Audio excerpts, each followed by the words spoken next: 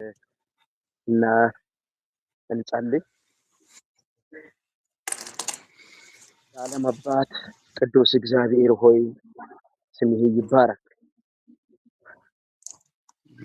ሳምንቱን ተምረሃን የተለያየን እስከዚህ ድረስ የትቼን ቤተሰብ አገልግሎት ሁለመናውን የኛውንም ጠብቀሃን በምሕረትህ ብዛት በቸርነትህ ብዛት በርህራሄነቱ ብዛት ስለጠበቅከን ዛሬ መገናኘት ችለናልና ለዛ ሁሉ ከእጃችን ከፊታችን መልሰን የምንሰጠው አንዳች ነገር እንደምና ነው ምስጋና ነውና ሰማይ በምድር በኢየሱስ ስም ክብር ምስጋና ለአንተ ብቻ ይሁን። አሜን። ማርበት ጊዜ አምላክ ሆይ እንዲያስተውል አይምሯቸውን ከፈተላቸው እንደተባለው በጌታ በኢየሱስ ክርስቶስ ስም አቦይ እንድናስተንድ እያጠናን እየሰማን ማስተዋል መስማት እንድንችል በጌታ በኢየሱስ ጸጋን አብዛለሁ። አሜን። የሚሰማው በጌታ በኢየሱስ ስም ከሩቅም ከቅርብም የሚዋጋ የትኛውም ክፉና የክፋት ችግር በስም የታሰረ አሜን። ይሁን አሳልፈህ ሰጥተሃል። አሜን። ሁሉ በስም ስልጣን ይታሰር። አሜን። ሁሉ ለአንተ ይሁን። እንሰማሃለን፣ አስተምረሃን፣ እርዳሃን በጌታ በኢየሱስ ክርስቶስ ሕያውና ዘላለማዊ ድንቅ ስም አሜን።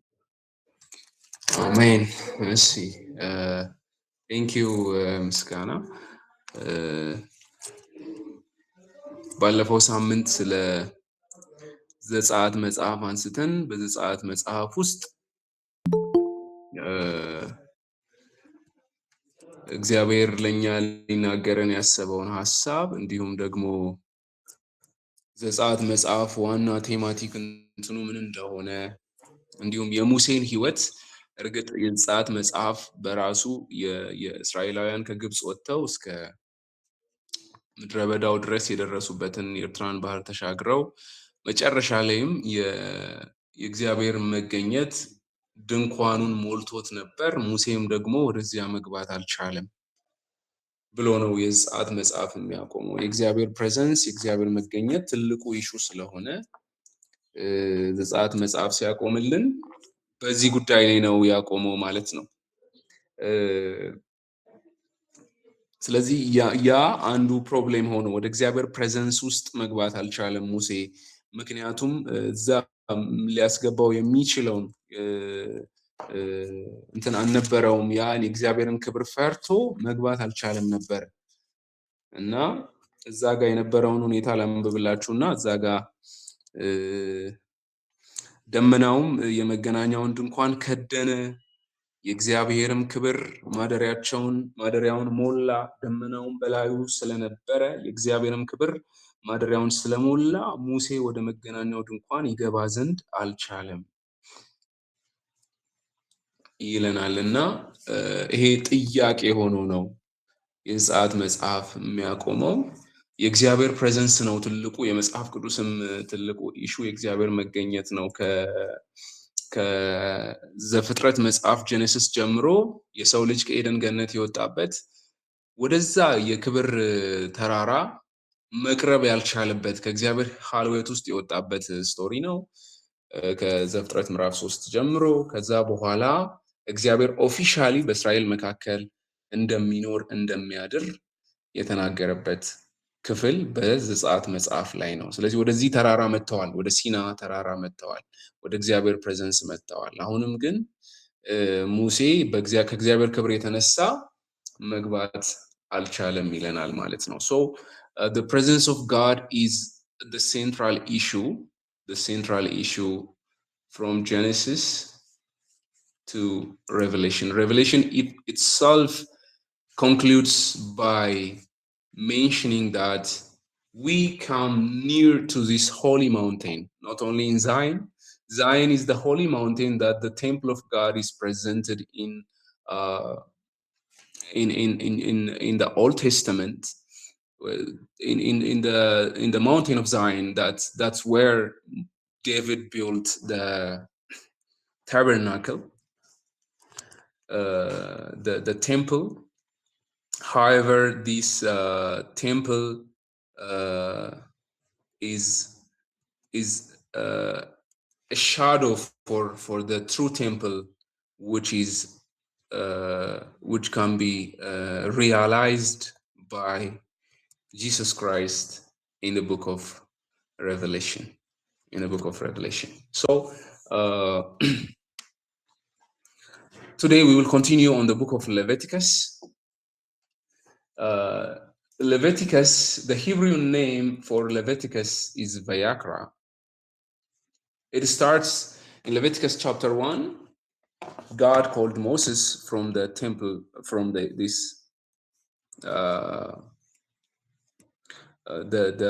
tabernacle.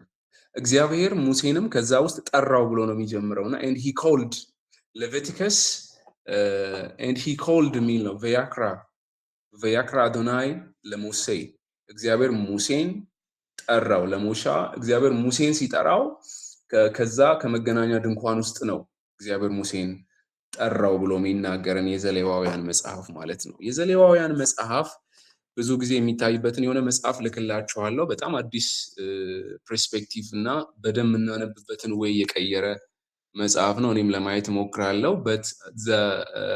በዛ መጽሐፍ ላይ አርጊው የሚያደርገው አሁን እንዳነሳ ነው ኢሹ ነው ከእግዚአብሔር ፕሬዘንስ አንጻር ነው።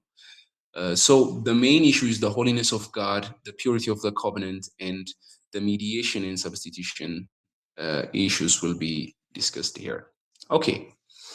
The Hebrew name Vayakra, and he called, came from the book's first word, Vayakra. In Hebrew, Leviticus means Vayakra, but the English name Leviticus is derived from the word Levites. Levites were priestess named after these priestess and their duties and their worship and the sacrifice. So the book deals about Levites or priestess, about their duty, about their worship, and about their sacrifices. That issues are mainly the central issues on the book of Leviticus. So its English name is given to Leviticus. We call it Leviticus.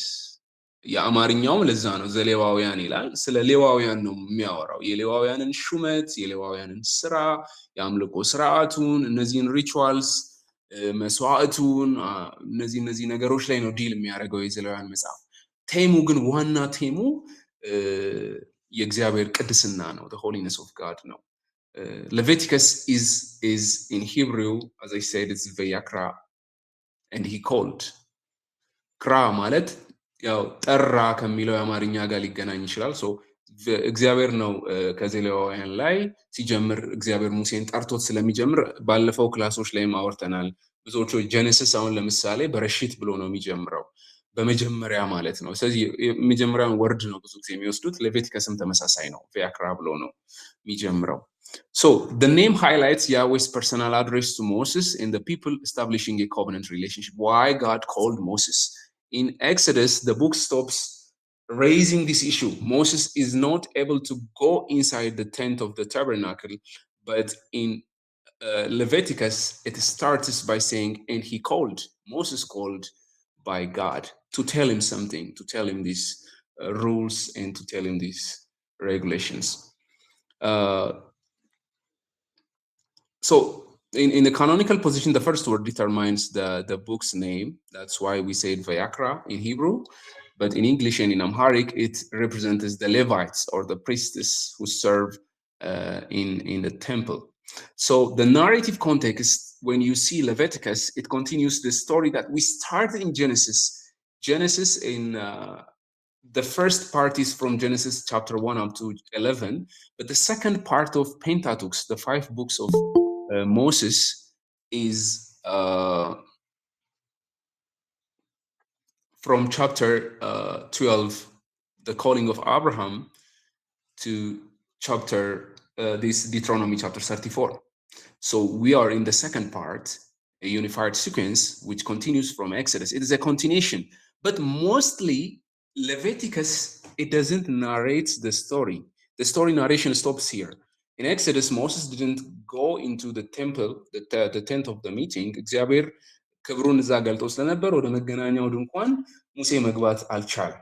ነገር ግን ሙሴ ወደ መገናኛው ድንኳን መግባት አልቻለም ብሎ እዛ ጋር ቢናገርም እግዚአብሔር ግን ከመገናኛው ድንኳን ውስጥ ጠራው ብሎ ነው። እግዚአብሔርም ከመገናኛው ድንኳን ውስጥ ሙሴን ጠርቶ እንዲህ ሲል ተናገረው ይላል።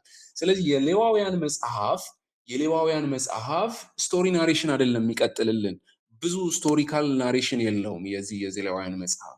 ብዙዎቹ እነዚህን ህጎችን እግዚአብሔር ሙሴን ጠርቶ የነገረውን ሪቹዋልስ፣ ስርዓቶችን፣ ህጎችን እና የአምልኮ ስርዓቶች፣ የመስዋዕት ስርዓቶችን በሙሉ ነው እግዚአብሔር ለሙሴ የተናገረው ማለት ነው። So the theological focus of Leviticus is to establish a means by which a holy God can be approached through sacrifice and priesthood.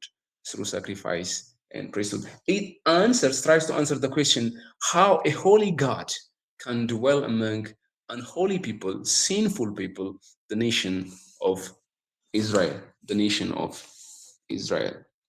የእግዚአብሔርን ቅድስና የእግዚአብሔርን አምላክነት እግዚአብሔር ከዘጸአት መጽሐፍ ላይ የሚናገረን እንዴት እግዚአብሔርን በቅድስና አፕሮች ማድረግ እንዳለብን። እግዚአብሔር ቅዱስ ስለሆነ ይሄ ቅዱስ የሆነው አምላክ እግዚአብሔር በህዝቡ መካከል ለመኖር ፈልጓል። በህዝቡ መካከል ለመኖር ፈልጎ ግን ህዝቡ ቅዱስ አይደለም። ሶ ዋት ምን ይደረግ የሚለውን ኢሹ ይዞልን ነው የሚቀርበው የሌቪቲከስ መጽሐፍ ማለት ነው። የሌቪቲከስ መጽሐፍ ምናልባት ከዚህ በፊት እስቲ ሌቪቲከስ መጽሐፍን ሙሉ አንብቦ የጨረሰ ሰው አለ ከእናንተ መካከል? ምናልባት ሙሉን ሌቪቲከስን እስቲ አንብቦ የሚያቅሰው? Can you raise your hand? አንብቦ ማያቅሰውም ካለ ዘሌዋውያንን ምንም አላነበባችሁትም ሁላችሁም? አንድ ሰው ፍሬው አንብቧል። እሺ፣ ስለዚህ ሌሎቻችሁ አላነበባችሁም? ግማሹን አንብቧል። የሳሌሙ ነው የሳሌሙ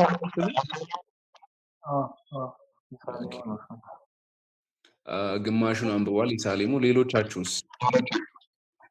ምስጋኑ ነኝ ግማሹን አንብቤያለሁ። ግማሹን አንብበሃል። ኦኬ፣ ሌሎቻችሁ አንብባችኋል ነው አላነበባችሁም ብለን እንያዝ ወይስ እኔ ባነብም ባላነብም አንተ ምን አገባህ እያላችሁኝ ነው?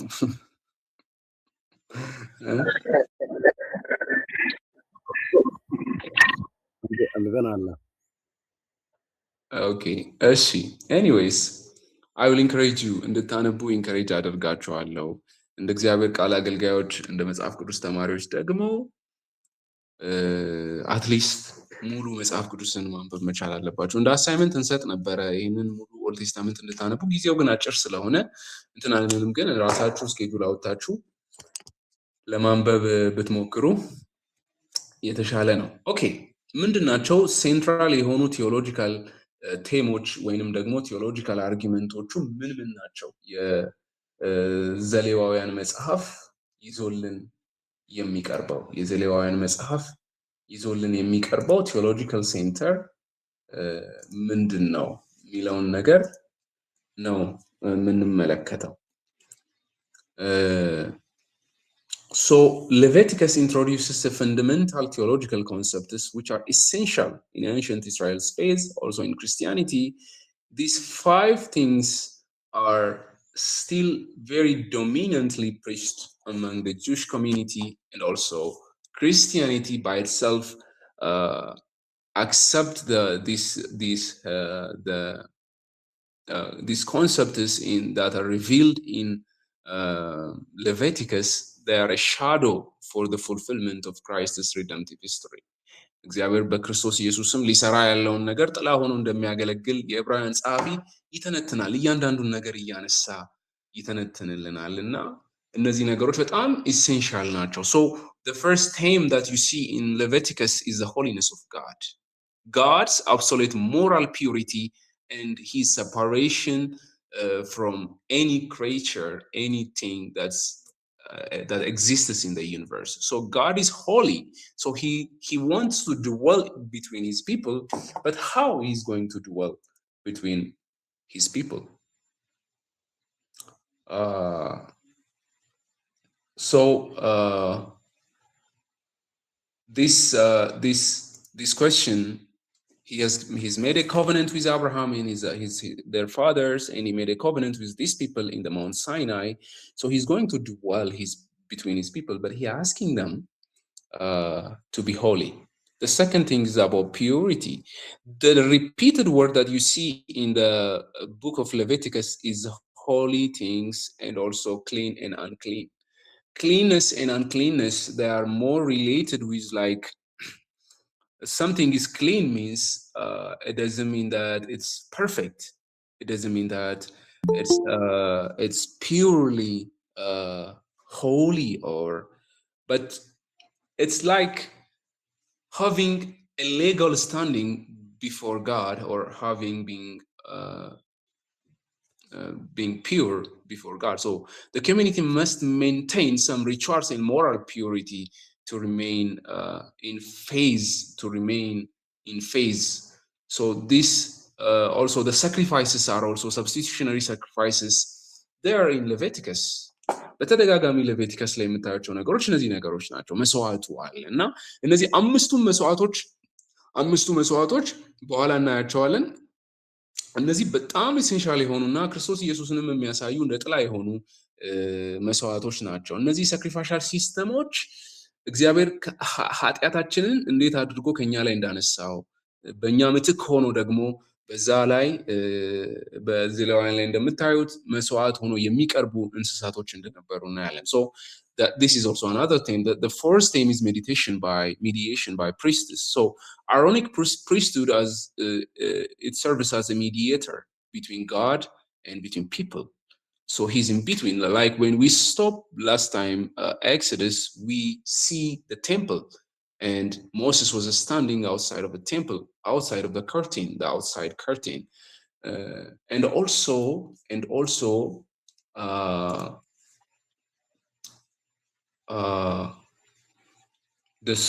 the fifth theme is redeeming of time.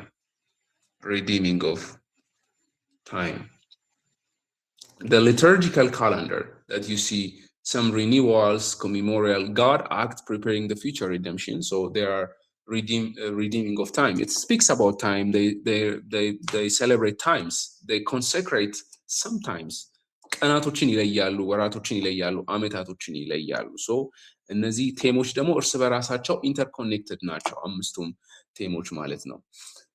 የመጀመሪያው እዚህ ላይ የምናየው በሌቪቲከስ ቻፕተር 1 እስከ 7 ድረስ አምስቱንም አይነት መስዋዕቶች ሙሴ ለህዝቡ ይገልጻል። እነዚህን አምስት አይነት መስዋዕቶች እንዳሉ ሙሴ ለህዝቡ ይገልጻል። እነዚህ ኦፈሪንጎች በእስራኤል ወርሺፕ ሲስተም ውስጥም እንደ ኮቨነንት ሪሌሽንሺፕ መጠበቂያ ሆነው በተደጋጋሚ እስራኤላውያን የሚያደርጓቸው የሚጠበቅ ግዴታ የሆነ ነገር እንደሆነ እንመለከታለን።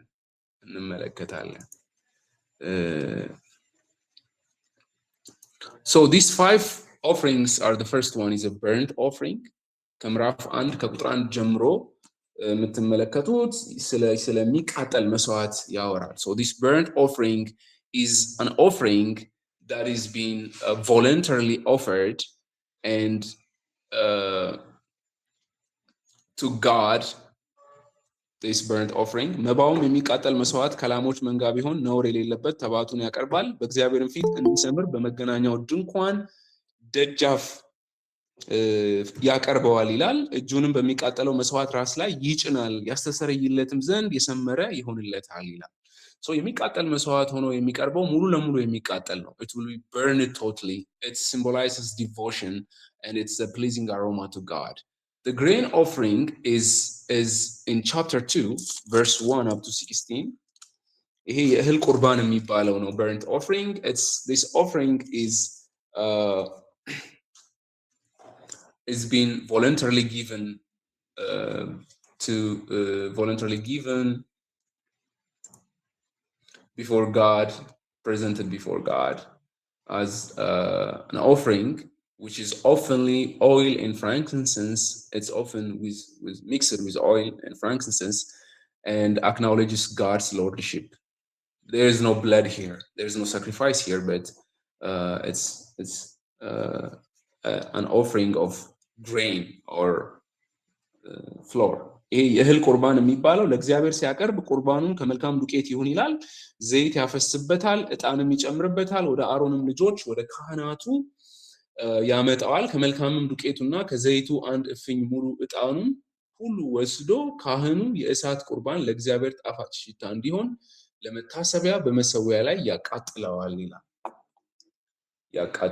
ይላል እና ይሄ የምታቀርበው የእህል ቁርባን ሁሉ በጨው ታጣፍጠዋለህ። የአምላክህንም ቃል ኪዳን ጨው ከእህል ቁርባንህ አታጓድል፣ በቁርባንህ ሙሉ ላይ ጨው ታቀርባለህ ብሎ እግዚአብሔር ይናገራል ማለት ነው። እነዚህ ይሄኛው ሁለተኛው ኦፍሪንግ ቻፕተር 2 ላይ የምናገኘው በርንት ኦፍሪንግ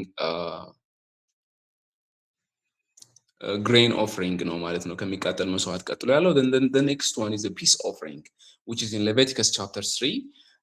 voluntarily will be sacrificed. It is also voluntarily sacrificed. በፈቃዳቸው የሚያደርጉት ነው። እስካሁን ሶስቱም በፈቃዳቸው የሚያቀርቡት ነው። ለእግዚአብሔር ለደህንነት መስዋዕት የሚያቀርበውን ቁርባኑን ከበጎች ተባዕት ወይም እንስት ቢሆን ነውር የሌለበትን ያቀርባል ይላል። ይሄ የደህንነት መስዋዕት ወይም peace offering is shared between offerer and the priest. when እዚህ ጋር የውስጥ ሆድ ዕቃው ብቻ ነው የሚቃጠለው ከእንስሳው፣ ከዛ የሚቀረውን ይካፈላሉ። ይሄን የደህንነት ኦፍሪንግ ይዞ ከመጣ በኋላ ይዞ ያመጣው ቤተሰብና ካህኑ ተካፍለው ይበሉታል ይላል በእግዚአብሔር ፊት። so it symbolizes fellowship and it's also a thanksgiving sacrifice before God. ይሄ የደህንነት መስዋዕት የሚባለው ለእግዚአብሔር የሚያቀርቡበት ነው። ከዛ ክፍል ምዕራፍ 3 ላይ መጽሐፍ ቅዱስ ሃርድ ኮፒም ቢሆን እንድትይዙ ነግሬያችኋለሁ። ምዕራፍ 3 ላይ እንስት ወይም መንጋ ተባት ቢያቀርብ ነውር የሌለበትን በእግዚአብሔር ፊት ያቀርብ ይልና እጁንም ለቁርባን ባቀረበው ራስ ላይ ይጭናል፣ በመገናኛው ድንኳን ደጃፍ አጠገብ ያርደዋል። የአሮን ልጆች ካህናቱም ደሙን በመሰዊያው በዙሪያው ይረጩታል፣ ከደህንነት መስዋዕት ለእግዚአብሔር የእሳት ቁርባን አድርጎ ያቀርባል ይልና የሆድ ዕቃውን የሚሸፍን ስብ በሆድ ዕቃውም ላይ ያለውን ስብ ሁሉ፣ ሁለቱንም ኩላሊቶች በእርሱና በላይ ጎድኖት አጠገብ ያለውን ስብ በጉበቱ ላይ ያለውን መረብ ከኩላሊቶቹ ጋር ይወስዳል፣ የሚቃጠል መስዋዕት ጋር በመሰዊያ ላይ በእሳቱ ላይ ባለው በእንጨት ላይ ያቃጥሉታል ይላል። ነገር ግን ታች ወርዶ ካህኑን በመሰዊያ ላይ ያቃጥለውና በእሳት ላይ ለእግዚአብሔር የተደረገ የቁርባን መብል ነው። ይሄንን ካቀረበ በኋላ አብረው ይበሉታል ይላል። ይሄንን ሳክሪፋይስ ማለት ነው። ሌላኛው ሲን ኦፍሪንግ ነው። it's in chapter 4 ሲን ኦፍሪንግ ለእስራኤል ልጆች እንዲህ ብለህ ንገራቸው ማንኛውም ሰው ሳያውቅ ኃጢአት ቢሰራ ይላል። burnt offering is also given before God, but the sin offering is a mandatory for the Israelites to bring before God. A sin offering is mandatory.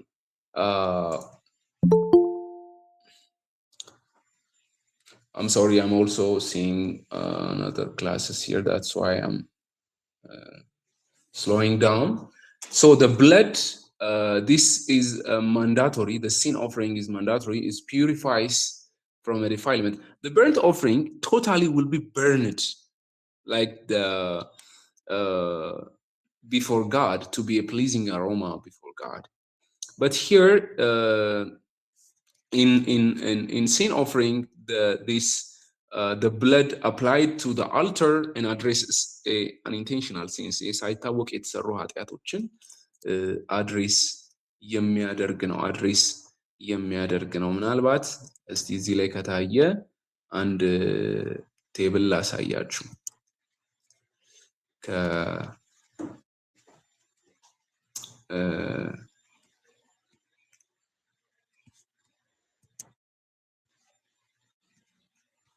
ኦኬ ቻርትስ ከከፈተልኝ ልሞክረውና ጀነሲስ፣ ኤክሶደስ፣ ሌቪቲከስ ሳክሪፋይስስ። ኦኬ ይህንን ጊልት ኦፍሪንግ ልጨርስና the guilt offering is a mandatory also. guilt offering እና sin offering they are mandatory, ግዴታ ናቸው። እስራኤላውያን የሚያቀርቡት ነው። so it addressed sacrilege and required restitution plus the fifths of additional payment. ይሄ ኢንቴንሽናሊ ሆን ተብሎ ለሚሰራ ኃጢአት ነው። ለምሳሌ አንድ ሰው 20 የሆነ ስራ እየሰራ ለምሳሌ 20 ብር ቢሰርቅ ወይ ደግሞ የሆነ ስራ እየሰጠ ዘይት እየሰጠ 5 ሊትር ዘይት ቢሰርቅ 20% ጨምሮ ነው የሚያቀርበው ይላል። restitution አለ ወይንም ደግሞ ድጋሚ ካሳ አለ። ለዚህ ነው guilt offering ግን የአማርኛው chapter 5 verse 14 ላይ ሄዳችሁ ስታነቡ የበደል መስዋዕት ይላል። የበደል መስዋዕት ይላል 14 ቁጥር 14 ጀምሮ እግዚአብሔር ሙሴ እንዲል ተማናቸውም ሰው ቢበድል ሳያውቅም ለእግዚአብሔር በተቀደሰው በማናቸውም ነገር ኃጢአት ቢሰራ ለበደል መስዋዕት ለእግዚአብሔር ከመንጋው ነውር የሌለበትን አውራ በግ ያቀርባል። እንደ ምግጋሚ መጠን በብር ስቅል እንደ መቅደሱ ስቅል ሚዛን ለበደል መስዋዕት ያቀርባል። ስለሰራውም ኃጢአት ዕዳ ይከፍላል። አምስተኛውንም እጅ ይጨምርበታል፣ ለካህኑም ይሰጠዋል። ካህኑም በበደል መስዋዕት አውራ በግ ያስተሰርይለት እና እርሱም ይቅር ይባላል ይላል እና ኢንቴንሽናሊ ስለተሰራው ኃጢአት no guilt offering ይቀርባል የሚለው። Let me present to you something sacrifices here from as you see here in a burnt offering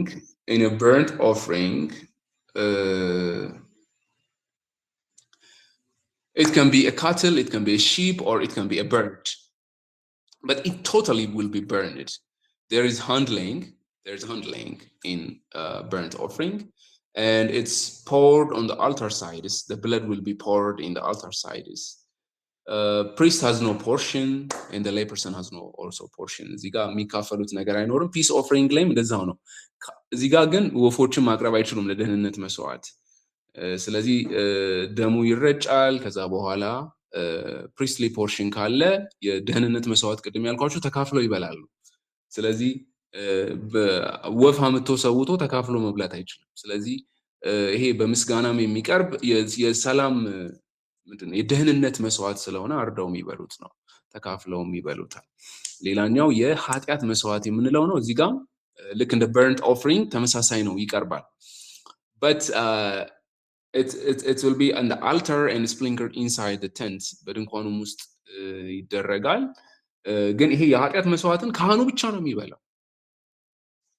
ማንም ሰው ሌላ መብላት አይችልም። የበላ ሰውም ይሞታል ነው የሚለው መጽሐፍ ቅዱስ። so the priest only eats that። ሌላኛው guilt offering ላይ ነው። guilt offering ላይ you only provide a ram. guilt offering you only provide ነውር የሌለበትን አውራ በግ ነው የሚለው። ነውር የሌለበትን አውራ በግ you only provide a ram here. So there's a probability to lay hands, but in all of this they lay hands. እጃቸውን ጭነው ኃጢአታቸውን ይናዘዛሉ። ግን በዚህኛው ላይ there's a probability poured on the altar sides, and the priest shares this he may eat. There are priestly portions from here also, but there is no here. So in the peace offering, the priest and they can share, but the others they may not share. The others they may not share. Okay. Let me open my PowerPoint.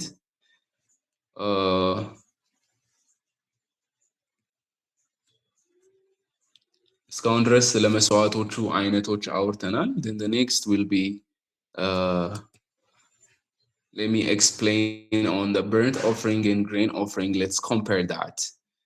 As I show you the whole in the table, but I run here. So the burnt offering is in Leviticus chapter 1, and the grain offering is in Leviticus chapter 2.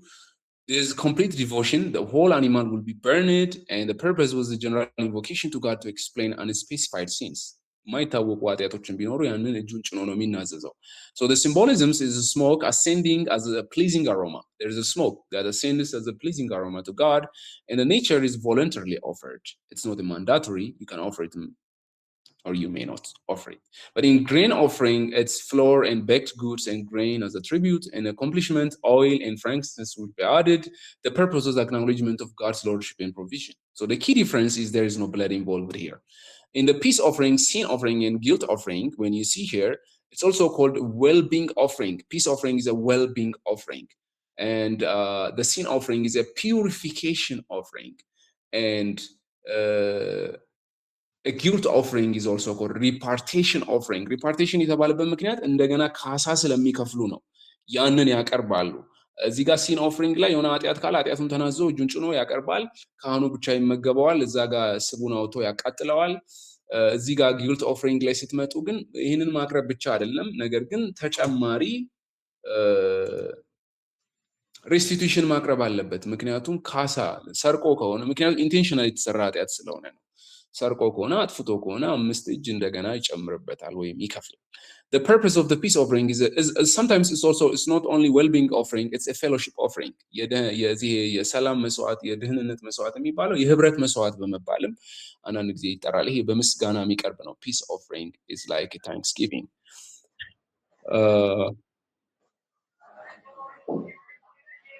Barakatab, do you have any question? I have no question. Okay, so please mute your mic. So the key elements are voluntary sacrifice, animal fat burned on the altar, meat will be shared by the priest and the offerer. And the key elements on the sin offering is mandatory, and the blood applied on the altar cleanses the sanctuary from defilement. And also additional fibs will be required in the guilt offering. Additional fibs will be required in the guilt offering. So it symbolizes fellowship with God, the peace offering. The sin offering, it addresses the rituals, impurity in between the nation of Israel. And also the guilt offering is made, it's a means for misuse of God's property. Misuse of God's property. The second theme that you see in the book of Leviticus is the consecration of a priesthood. የካህናቶችን ሹመት ነው የምትመለከቱት ከዚህ በኋላ ያለው ማለት ነው። ካህናቶቹን እንዴት ነው የሚለዩአቸው፣ እንዴት ነው ኮንሰክሬት ያደረጋቸው እግዚአብሔር የሚለውን ነው የምንመለከተው ማለት ነው። So it's establishment of a priesthood. Aaron in his sons were consecrated as priestess for God, as priestess for God. So the Aaron and his sons were there was things they will do when they were consecrated. There was a washing, anointing of oil, and sacrifices. ባለፈው ስለ ሌዋውያን ስናነሳ በዘጸአት መጽሐፍ ላይ ሌዋውያን ካህን የሆኑት ጥሩ ልብስ ስለለበሱ ወይንም ጥሩ ተናጋሪ ስለሆኑ ሳይሆኑ ለእግዚአብሔር ስለጨከኑ ወንድሞቻቸውን ስለገደሉ እግዚአብሔር መርጧቸው እንዲያገለግሉ እንደቀባቸው የእግዚአብሔር ቃል ይነግረናል። So this process of washing symbolizes purification, anointing with oil and settling them apart for a sacred service. So there is also sacrifices, offering of bulls, lambs, and grain offering. The Aaron and his 4 sons, Nadab, Abihu, Eleazar, and Itamar were consecrated for God. እነዚህ 5 ሰዎች ተለይተዋል። አሮንን እግዚአብሔር ቀባው ለየው። ናዳብ አብዩን እንዲሁም አልዓዛርን ኢታማርን እግዚአብሔር እንደለያቸው እንመለከታለን። So Aaron's first service is also mentioned here in Leviticus chapter 9. In Leviticus chapter 9 that you see Aaron's consecration.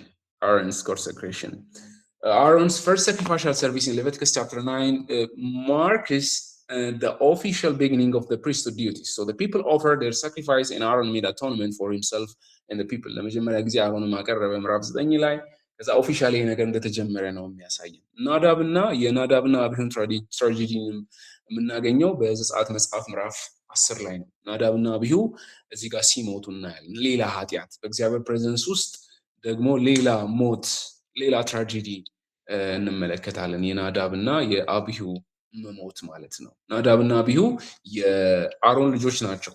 So when you read in chapter 10, it says the fire came out from before the Lord and consumed them and they died before the Lord. So this is a warning for approaching God improperly. እግዚአብሔር ቅዱስ ነው። እግዚአብሔር ቅዱስ ስለሆነ ፕሮፐር በሆነ መንገድ እግዚአብሔርን መቅረብ አደጋ እንዳለው ነው የሚያሳየን። እነዚህን ክፍሎች ስናነባቸው የምንመለከተው የምናገኘው ሐሳብ ይሄንን ስለሆነ ነው። የናዳብና የአብዩን ታሪክ እስቲ ምዕራፍ 10 ላይ ከቁጥር 1 እስከ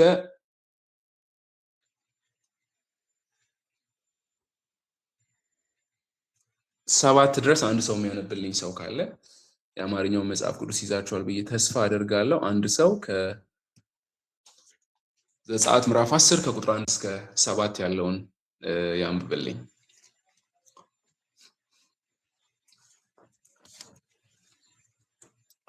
መጽሐፍ ቅዱስ የያዛችሁ 10 ነው። ምዕራፍ 10 ከቁጥር 1 እስከ ኤክሶዳስ 19 ዘጸአት 10 1 እስከ 7 ያለውን ክፍል እሺ አንብበልን።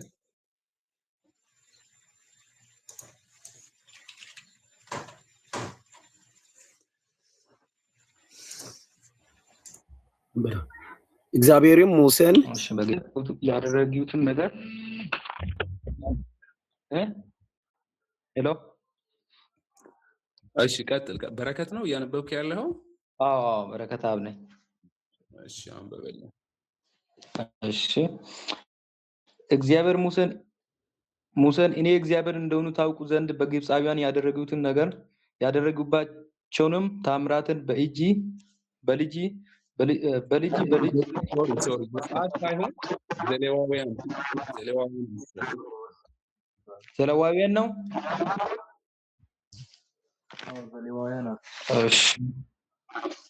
እሺ የአሮንም ልጅና የናዳብና የአብዩድ በራሳቸው ጥናውን ወስደው እሳት አደረጉበት፣ በላዩም ዕጣን አኖሩበት። እግዚአብሔርም ፊት እርሱ ያላዘዛቸውን ሌላ እሳት አቀረቡ። እሳትም ከእግዚአብሔር ፊት ወጥቶ በላቸው፣ በእግዚአብሔርም ፊት ሞቱ። ሙሴም አሮንን እግዚአብሔር ወደ እኔ በሚቀርቡ ይቀደሳለሁ፣ በሕዝቡ ሁሉ ፊት ይከብራለሁ ብሎ ተናገረ። ይህ ነው አለው። አሮንም ዝም አለ። ሙሴም አሮንን አጎቴ የኡዚኤልን ልጅ ሚሳኤልንና የኤልጻፋንን ጠርቶ ቅረቡ፣ ወንድሞቻቸውንም ከመቅደሱ ፊት አንስታችሁ ከስፍራ ወደ ውጭ ወስዳችሁ አላቸው። እነርሱም ቀርበው አነሷቸው። ሙሴም እንዲህ በቀሚሳቸው ከፈረስ ወደ ውጭ ወስዷቸው። ቁጥር 6 ላይ ሙሴም አሮንን ልጆቹንም አልዓዛርንና ኢታምርን እንዳትሞቱ በማህበሩም ሁሉ ላይ ቁጣ እንዲወርድ ራሳቸውን አትንጩ፣ ልብሳቸውንም አትቅደዱ። እግዚአብሔር ስላቃጠለው ማቃጠል ግን ወንድሞቻችሁ የእስራኤል ቤት ሁሉ ያለቅሱ። እግዚአብሔር የቅብዓት ዘይት በላያቸው ነውና እንዳትሞቱ ከመገናኛው ድንኳን ደጃፍ አትወጡም አላቸው። እንደ ሙሴ ቃልም አደረጉ። እግዚአብሔርም አሮንን እንዲህ ብሎ ተናገረው፣ እንዳትሞቱ ወደ መገናኛው ድንኳን ስትገቡ አንተና ልጆቼ የወይን ጠጅ የሚያሰክርን ነገር ሁሉ አትጠጡ። ይህም ለልጅ ልጃችሁ የዘላለም ሥርዓት ይሆናል።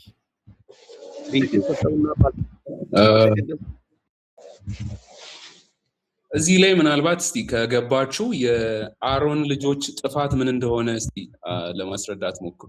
ምንድነው ስህተታቸው? ናዳብና አብዩ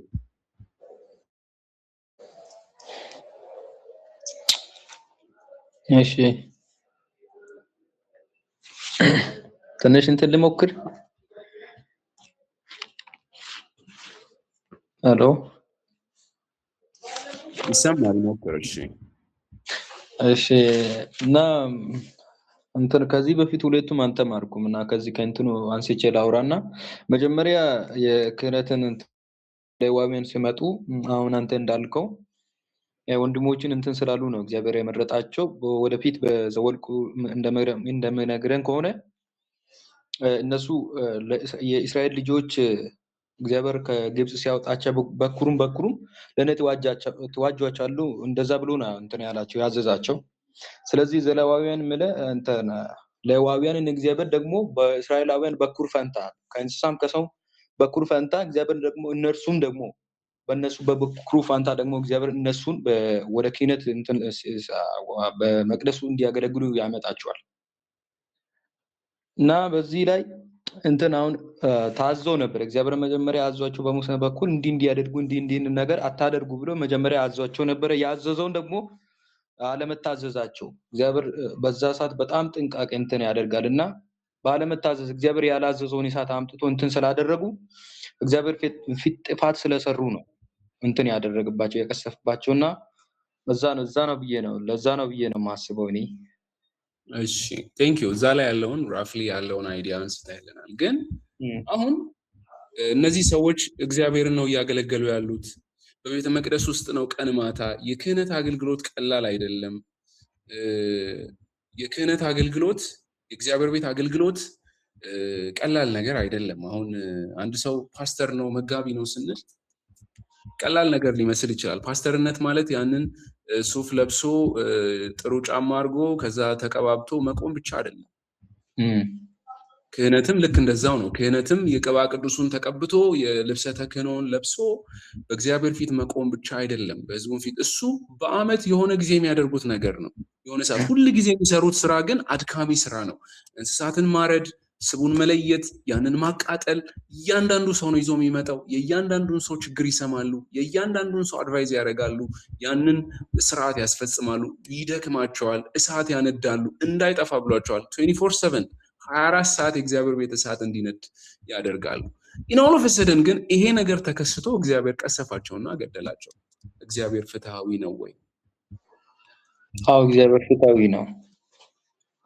አሁን በዛ ለምሳሌ ወደ እግዚአብሔር ፊት ሲቀርቡ እንትን ተገላቸውን ታጥቦ የታዘዙትን ልብስ ለብሶ ጥንቃቄ አድርጎ ወደ እግዚአብሔር ፊት እንዲመጡ እግዚአብሔር አዟቸው ነበር። ታዟል ከእግዚአብሔር ከመጀመሪያው ማለት ነው። ስለዚህ ቅዱስ የሆነው እግዚአብሔር እኔ ቅዱስ ነኝ፣ ስለዚህ እናንተን ተቀደሱ ብሎ ልብሱንም ደግሞ ያለው ነገር ሁሉ አዞ እንትን ሰጥቷቸው እነሱ ደግሞ ያንን ሕግ ስለተላለፉ ነው። እኔ እንደዛ ነው ብዬ ነው የማስበው። ስለ ፍትህ ስናነሳ ማሰብ ያለብን እግዚአብሔር ፍትሃዊ ነው ወይ የሚለውን ጥያቄ ያነሳውላችሁ ለምንድን ነው? አሁን እነዚህ ሰዎች በድካም ውስጥ በትግል ውስጥ እያገለገሉ ያሉ ሰዎች ናቸው። ግን አሁን ተመሳሳይ ኢቨንት ሐዋርያት ስራ ላይ ታገኛላችሁ። ሐዋርያት ስራ ላይ ሁለቱ ሰዎች ባልና ሚስት የሞቱት ማን ነበሩ? አናንያ እና ሲጳራን የነሱን ታሪክ እናገኛለን። እንደዚሁም የኦዛን መቀሰፍ ደግሞ እናውቃለን። የኦዛን ስብራት ብሎ ዳዊት ያለበት ኦዛን እኮ ታቦቱ አፈር ሊነካው ነው ሊወድቅ ነው ብሎ ነው የደገፈው። አሰበው። ያ የእግዚአብሔር ፕሬዘንስ ያለበት ነገር፣ የእግዚአብሔር ሆሊነስ የተገለጠበት ነገር፣ ካህኑ እንኳን ሊነካው የማይደፍረው ያንን የተቀደሰውን ታቦት አፈር ሲነካው በአእምሮ ሳለ። ስለዚህ ወድቆ አፈር ከሚነካው ብሎ ደገፈ። እግዚአብሔር ግን ቀሰፈውና ሞተ ይላል። the justice of God የእግዚአብሔር ፍትህ አሁን ከናዳብ የባሰ ኃጢአት የሰሩ ሰዎች የሉም ወይ? በእስራኤል ውስጥ ከአብዩ የበለጠ ኃጢአት የሰሩ ሰዎች የሉም ወይ? እነዛ ሰዎች በህይወት ኖረው ናዳብና አብዩ ለምን ተገደሉ? እግዚአብሔር ፍትሃዊ ነው ወይ የሚል ጥያቄ ነው የሚነሳው። የእግዚአብሔር ፍትህ ሲገለጥ ሀፕን የሚያደርገውን ነገር ነው መጽሐፍ ቅዱስ የሚያሳየን። እግዚአብሔር ሁሉ ጊዜ ቶታሊ የእግዚአብሔር ጀስቲስ ከተገለጠ ፌር ነው ወይ የሚል ጥያቄ ማንሳት። ሰዎች አሁን ለምሳሌ ከገጠማቸው ነገር የተነሳ እግዚአብሔር ፌር ነው ወይ የሚል ጥያቄ ያነሳሉ። ፌር ነው እዚስ ፌር በእኔ ህይወት ላይ የሆነው ነገር እኔ እንደዚህ ሆኜ እንደዚህ አገልግዬ። ብዙ ሰዎች ዲስአፖይንትመንት አላቸው ከእግዚአብሔር ጋር ዲስአፖይንትመንት። ሁላችንም ፐርሰናል ዲስአፖይንትመንት ሊኖረን ይችላል። ግን ቅይማቶቻችን የሚመነጩት ፌር ነው ወይ በሚል ነው። እንትና እንዲሆኖ ፌር ነው ወይ የሚል ጥያቄ ነው። እና እርግጥ ቴንኪዩ ሀሳብን በደንብ ሼር አድርገህናል። ስለዚህ ነገር አንድ ምሳሌ ልንገራችሁ። ይህንን ክላስ ላይ ማወርቸው ነበረ። አንድ መምህር ፊሎሶፊ ያስተምራል፣ ፕሮፌሰር ነው። ምናልባት ታወቃችሁት አይዶን ነው። ቴዎሎጂያን ነው፣ ታዋቂ ቴዎሎጂያን ነው። ግን ፒኤችዲውን እሱ በሲስተማቲክ ቴዎሎጂም በፊሎሶፊም አለው። ሴኩላር ኮሌጆች ላይ ያስተምራል፣ ዩኒቨርሲቲዎች ላይ ያስተምራል። እና ፊሎሶፊ እያስተማር የመጀመሪያ ቀን ነገርኳቸዋል። እያንዳንዱን ኢንስትራክሽን ነገርኳቸው። አሳይመንት የምታስገቡት 3 አሳይመንት ነው። የመጀመሪያውን አሳይመንት የምታስገቡት ዲሰምበር 15 ነው። ሁለተኛውን አሳይመንት የምታስገቡት ዲሰምበር 25 ነው። ሶስተኛውን አሳይመንት የምታስገቡት ዲሰምበር 30 ነው። ስለዚህ ዲሰምበር 15 ከ12 ሰዓት በኋላ ይዛችሁ ብትመጡ አሳይመንቱን አልቀበላችሁም። 5 ደቂቃ ብታረፍዱ ነው ያላችሁ። 12 ሰዓት ከ05 ቢሮ ላይ አሳይመንቱን ይዛችሁ ብትመጡ አልቀበልም። እስከ 12 ሰዓት ከ00 ድረስ ብቻ አሳይመንታችሁን አስገቡ ብሎ ነገራቸው ክላስ ላይ። ከዛ ክላሱን ማስተማር ቀጠለ። ዲሴምበር ደረሰ። ዲሴምበር ሲደርስ ተማሪው በሙሉ ተሯሩጦ ወስዶ አሳይመንቱን ያስገባል። ከዛ አንድ ተማሪ ብቻ ይቀራል። ሁሉም አስገብተዋል፣ ይሄ ተማሪ ብቻ ቀረ። ከዛ ይሄ ተማሪ መጥቶ ራሱን እያከከ ፕሮፌሰሩ ጋር መጣና ፕሮፍ ልናገር ፈልጌ ነው አለው። እሺ ምንድነው? እኔ አሳይመንቱን ያልሰራሁት እንደዚህ ችግር ገጥሞኝ ነው። ከሌላ ሀገር መጥቼ ነው እዚህ የምኖረው እና ማታ እየሰራው ነው ቀን ቀን የምማረው። ማታ በጣም የስራ ጫና ነበረብኝ፣ መስራት አልቻልኩም። ኑሮዬንም በጣም እየታገልኩ ነው የምኖረው። በጣም አንድ ሳምንት ብቻ ኤክስቴንድ አድርግልኝ ፕሮፍ፣ አንድ ሳምንት ብቻ ብሎ ለምነው ማለት ነው። እና በቃ እሺ ያው የሱንም ችግር ሲሰማ ችግር የለውም ለአንተ አንድ ሳምንት አድርጌልሃለሁ አለ። ከአንድ ሳምንት በኋላ ልጁ አስገባ ማለት ነው። ከዛ ሁለተኛውን አሳይመንት የሚቀበልበት ቀን ደረሰ። ሁለተኛውን አሳይመንት የሚቀበልበት ቀን ላይ ዲሴምበር 15 የመጀመሪያውን ተቀበለ። ዲሴምበር 25 ሲል እስከ 12 ሰዓት ድረስ ተማሪ ተሯሩጦ አስገባ። ከዛ በኋላ ቢያንስ ወደ 10 ልጆች አላስገቡም እና 10ሩም መጡ ማለት ነው። ፕሮፌሰሩ ሲመጡ ከነዛ 10 ውስጥ ያ የባለፈው ልጅ አለበት። ባለፈው እቺን አሳይመንት ብቻ እንደው አንድ ሳምንት አስረዝምልኝ ብሎ ያለ ልጅ ነበር እና አየው እሱንም። ከዛ በኋላ እሺ ምንድነው አላቸው። ከዛ ልጁ ነው ቀድሞ የሚናገረው። ፕሮፍ ያው ችግራችንን ታውቃለህ፣ እንደዚህ ሆነን በዚህ ገብተን እንትና እንደዚህ ሆነው ብሎ ሁሉንም ችግር አስረዱ። የመጨረሻ ማስጠንቀቂያ ነው የምሰጣቸው አላቸው።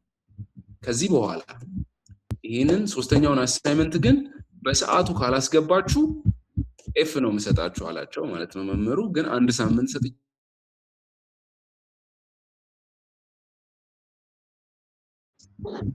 ተማሪ እንዳለ በዲሴምበር 30 ተሯሩጦ እንዳለ ሮጦ አስገቡ። ከዛ ክላሱ 60 ተማሪ ነው ያለው። 30ው አስገብቷል፣ 30ው አላስገባም። ግማሽ ተማሪ አሳይመንት አላስገባም። ቁጭ በሉ አላቸው 30ዎቹ ነው። ከዛ እነዚህ ያስገቡት እንትን ካሉ በኋላ እሱ ወደ ቢሮ ሲሄድ 30ዎቹም ተከትለውት መጡ ማለት ነው ያላስገቡት። እዛ ውስጥ የባለፈው ልጅ አለ፣ መጀመሪያ ላይ የጠየቀው ልጅ አብሯቸው አለ ማለት ነው። እሱ ነው እየመራቸው የሚመጣው ማለት ነውና ፕሮፍ ያው ችግራችንን ታውቃለህ ሲል ነው አለና ወስዶ ቁጭ ብለዋልና ጠራው። ይሄንን ልጅ ኤፍ አለው። ለዚህ አሳይመንት ኤፍ ሰጥቻለሁ አለው። ሁሉንም እየጠራ ኤፍ ሲል ኧረ ፕሮፍ this is not fair አለው። this is not fair ይህ ፍትሃዊ አይደለም ብሎ ሲለው ፕሮፌሰሩ ምን አለው? you know what is fair እና አለውና ሶስቱንም አሳይመንት ኤፍ ሰጥቻለሁ አለ። ሶስቱንም አሳይመንት 0 this is fair አሁን ነው ፍትሃዊ የሆንኩት አለና እግዚአብሔር ፍትሃዊ ሲሆን የሚከሰተው ይሄ ነው። በናዳብና በአብዩ ህይወት ላይ እንዲሁም ሐዋርያት ሥራ ላይ የምናነበው የእግዚአብሔር ጀስቲስ ሲገለጥ ሀፕን የሚያደርገውን ነገር ነው የሚያሳየን። ኦኬ let's continue. So on the laws of purity, as I said, there is things that are clean and unclean. Clean and unclean. In Leviticus chapter 11, it tells us things, lands, animals, even peoples are clean and unclean. ሰዎችም ርኩስ እና የረከሰ እና ያረከሰ ብሎ መጽሐፍ ቅዱስ ይለያቸዋል። የፍጥረታትንም ሁሉ ይለያቸዋል። እቃዎችንም clean unclean animals. Peoples are even clean and unclean. So this someone's mic.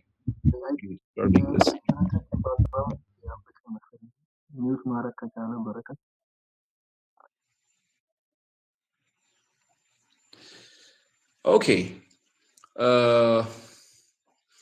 So these clean and unclean animals, as I said earlier, it doesn't mean that they are perfect. And so clean ነው ሲባል clean unclean ወይም እርኩስ ወይም ያረከሰ ነው ንጹህና እርኩስ ብሎ ከንጹህና ከእርኩሱ መካከል ትለያለህ ብሎ ነው እግዚአብሔር ሙሴንና አሮንን እንዲህ ብሎ ተናገራቸው ለእስራኤል ልጆች እንዲህ ብለህ ንገራቸው ብሎ ከምድር እንስሶች ሁሉ የምትበሏቸው እነዚህ ናቸው የተሰነጠቀ ሰኮናው ክፍት የሆነ እያለ እነዚህን እንስሳቶችን በሙሉ ለይቶ ያስቀምጣቸዋል ክሊን አንክሊን እያለ የዘጸአት መጽሐፍ ላይ ከቻፕተር 11 ጀምሮ እነዚህን ነገሮች ያቀርብልናል ማለት ነው so these clean and unclean animals peoples things land animals water creatures contact with unclean animals cause ritual impurity እነዚህን ቅዱስ ያልሆኑ ነገሮችን ወይንም ደግሞ ንጹህ ያልሆኑትን ከነካ ያ ሰው ራሱ ritually unclean ነው ritual impurity ይገጥመዋል ማለት ነው ሌላኛው purification of child birth ከወሊድ በኋላ የሚኖረውን purification የሚያስቀምጥልናል chapter 12 እሱን ነው የሚነግረን women considered ritually unclean after childbirth duration of uncleanness is varied by child sex if it is a man if it's a boy and if it's a girl it's different the dates are different purifications of ritual involve sacrifices and then also the skin disease Leviticus chapter 13 and 14 ይሄ የቆዳ ህመሞች የሚላቸውን እሱ እንዴት አድርጎ ዲዛይን እንደሚያደርጉ እንደሚለዩአቸው ይነግራል so a detailed instruction is given for diagnosing a skin condition and isolation of an afflicted individual if you have any skin disease it will be in isolation like in the መለያ like covid የኮቪድ መለያ እንደሚደረገው የቫይረስ ስርጭት ሲኖር that kind of things are happening here in elaborate purification rituals upon the healing and also bodily discharges so this addresses ritual impurity from bodily fluids contact with individual experiencing discharges caused by temporary uncleanness and washing and sacrifice required for restoration ይሄ ከሰውነት ከሚወጣ ፈሳሽ ጋር በተያያዘ ዘጸአት ምዕራፍ 15 ዲቴይል ኢንስትራክሽን ይሰጣል በወንድም በሴትም ምንድነው የሚለውን ስለ bodily discharge it tells us in Leviticus chapter 15 so these laws underscore the pervasive nature of ritual impurity in a fallen world and the constant need for purification to maintain holy relationship with God holy relationship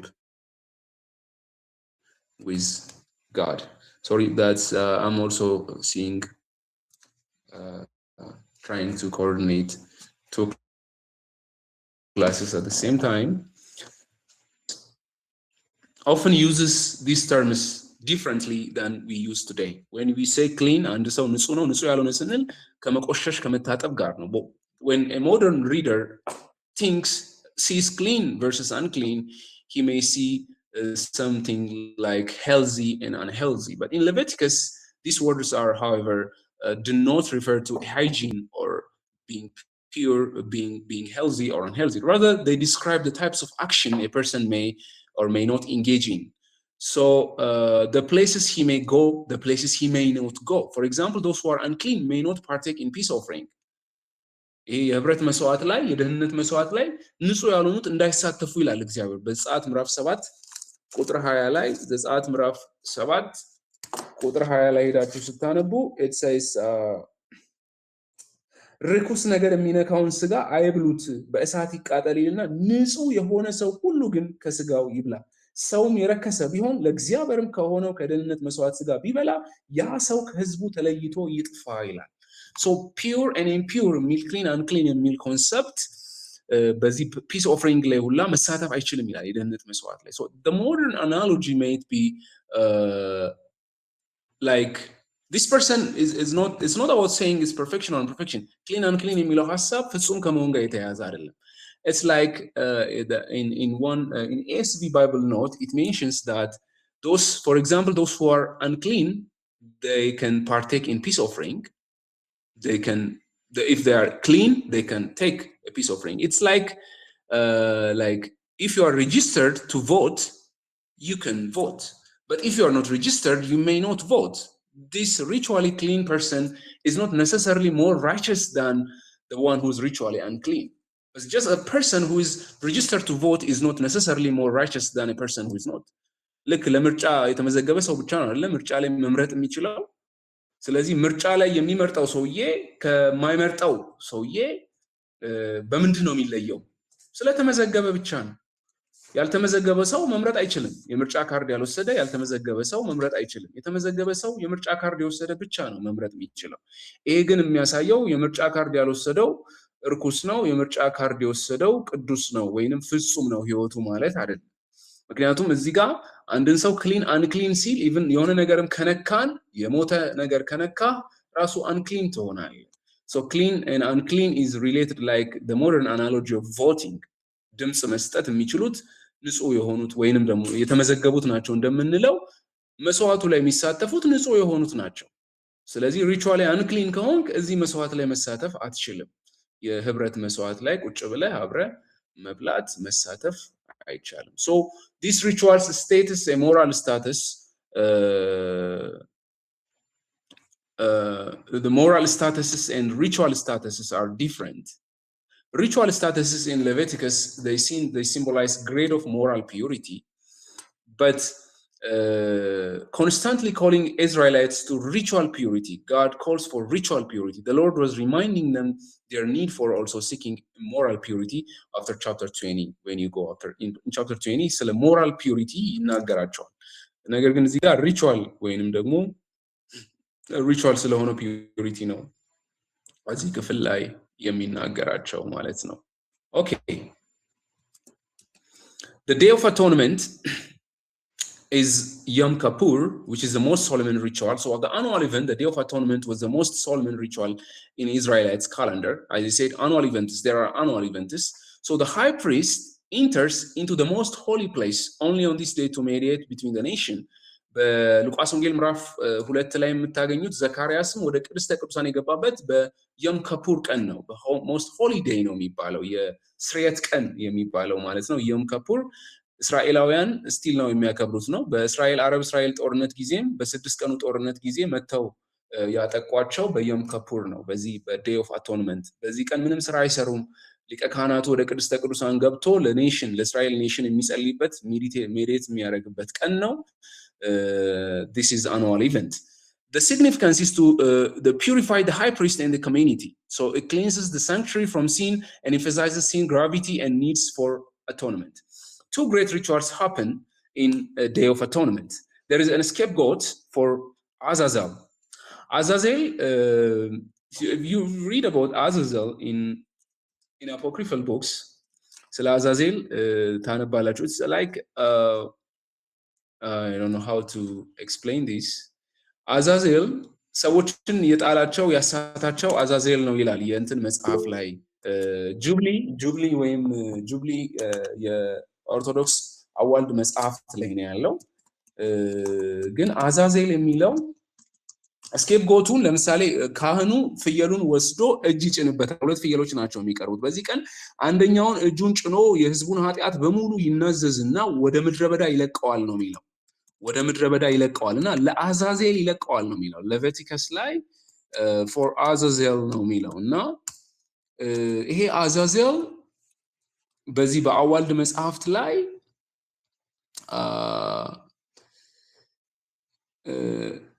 በዚህ ኢንስትራክሽን ቦታ ላይ ብቻ ነው የምታገኙት። but in apocryphal books you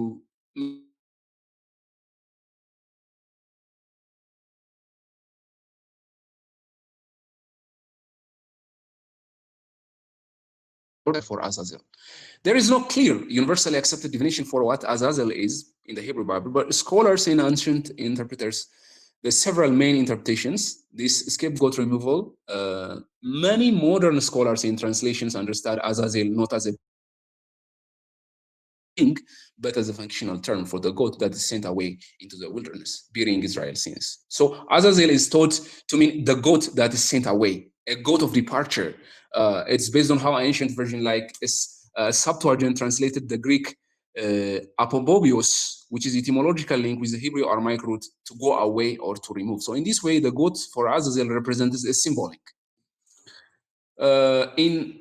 በእነዚህ በአዋልድ መጽሐፍትና ዴድ ሲ ስክሮልስ ላይ ግን አዛዜል is a being የሆነ አጋንንት ነው የሚሉት። is a demonic የምድረ በዳ ላይ የሚኖር ምንድን ነው የሚባለው የቀትር ጋኔን እንደሚባለው አይነት ማለት ነው። ምንድነው ቀን 7 ሰዓት ስትወጡ ጋኔን እንዳይመታችሁ ምናምን ይባል የለ ላይክ ለዛ ይለቀቃል ነው የሚለው ሁለተኛው ኢምፕሊኬሽን። በት የመጀመሪያው ብዙ ስኮላርስ የሚስማሙት ኢትስ ስኬፕጎት ያኛው ፍየሉ ራሱ ሚሽኑ ምንድነው? እዚህ ጋር ይሄንን ተርም እዚህ ጋር ብቻ ነው የምታገኙት አዛዜል የሚለውን ግን አዋልድ መጽሐፍት ላይ አዛዜል የሰው ልጆች እንዲወድቁ ያደረገው አዛዜል ነው ብሎ ዲፋይን ስለሚያደርግና አንዳንድ መጽሐፎች ላይ አዛዜል እንትን ነው ስለሚለው ሶ ግን ይሄ ስኬፕጎቱ አንዱ ፍየል የሚለቀቀው ወደ ምድረ በዳ ነው ለአዛዜል ይላል። የአማርኛው እንትን ይሄንን ስኬፕጎት ለአዛዜል ይለቀቃል የሚለውን ምንድን ነው የሚለው? እስቲ መጽሐፍ ቅዱሳችሁ ላይ ኢቲሞሎጂው ትንሽ አብሲኪዩር ስለሆነ ነው እዚች ላይ ትንሽ ጊዜ ፈጀውባችሁ ሶሪ። ቶሎ ብዬ እንትኑን እንጨርሳለሁ። ግን ይሄንን በሌቪቲከስ ላይ ቨርሱን እስቲ እንየው። ቨርሱን እንየው መጽሐፍ ቅዱስ ከያዛችሁ ዘጸአት ምዕራፍ 16 ቁጥር 8 ላይ ሄዳችሁ ትከፍታላችሁ። ዘጸአት ምዕራፍ 16 ቁጥር 8 ላይ ቁጥር 8 ላይ የሚለው አሮንም በሁለቱ ፍየሎች ላይ ዕጣ ይጥልባቸዋል ይላል። ከዛ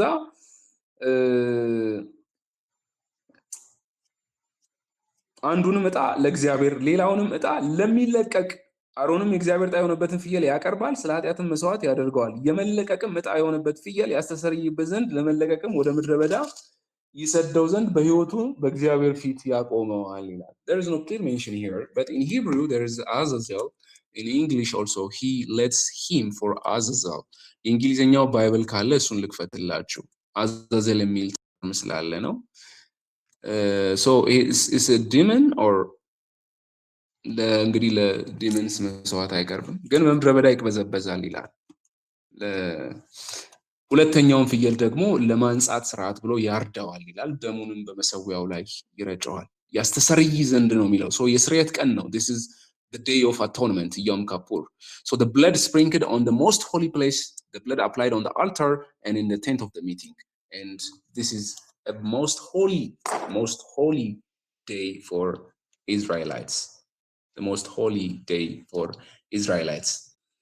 The holiness code in chapter 17 up to 25 known as the holiness code እዚህ ጋር ስለ ሞራል ኢምፒዩሪቲ ነው ከዚህ በኋላ ከቻፕተር 16 በኋላ የሚያወራ ነው። ሪቹዋልስ የሆኑ ነገሮችን ስናይመጣን እስከ ምዕራፍ 16 ድረስ ከምዕራፍ 17 እስከ 25 ድረስ ሞራል ኮድ ወይም ሆሊነስ ኮድ ነው የሚነግረን ስለ ሴክሹዋል ፕራክቲስ፣ ስለ ሲቪል ሆሊነስ፣ ስለ ሆሊ ጊዜያቶች፣ ስለ ፕሪስትሊ ስታንዳርዶች፣ ስለ ቅጣቶችም ይነግረናል። So it speaks in chapter 17 it reiterates prohibition against consuming blood, declaring the life of the flesh is in its blood.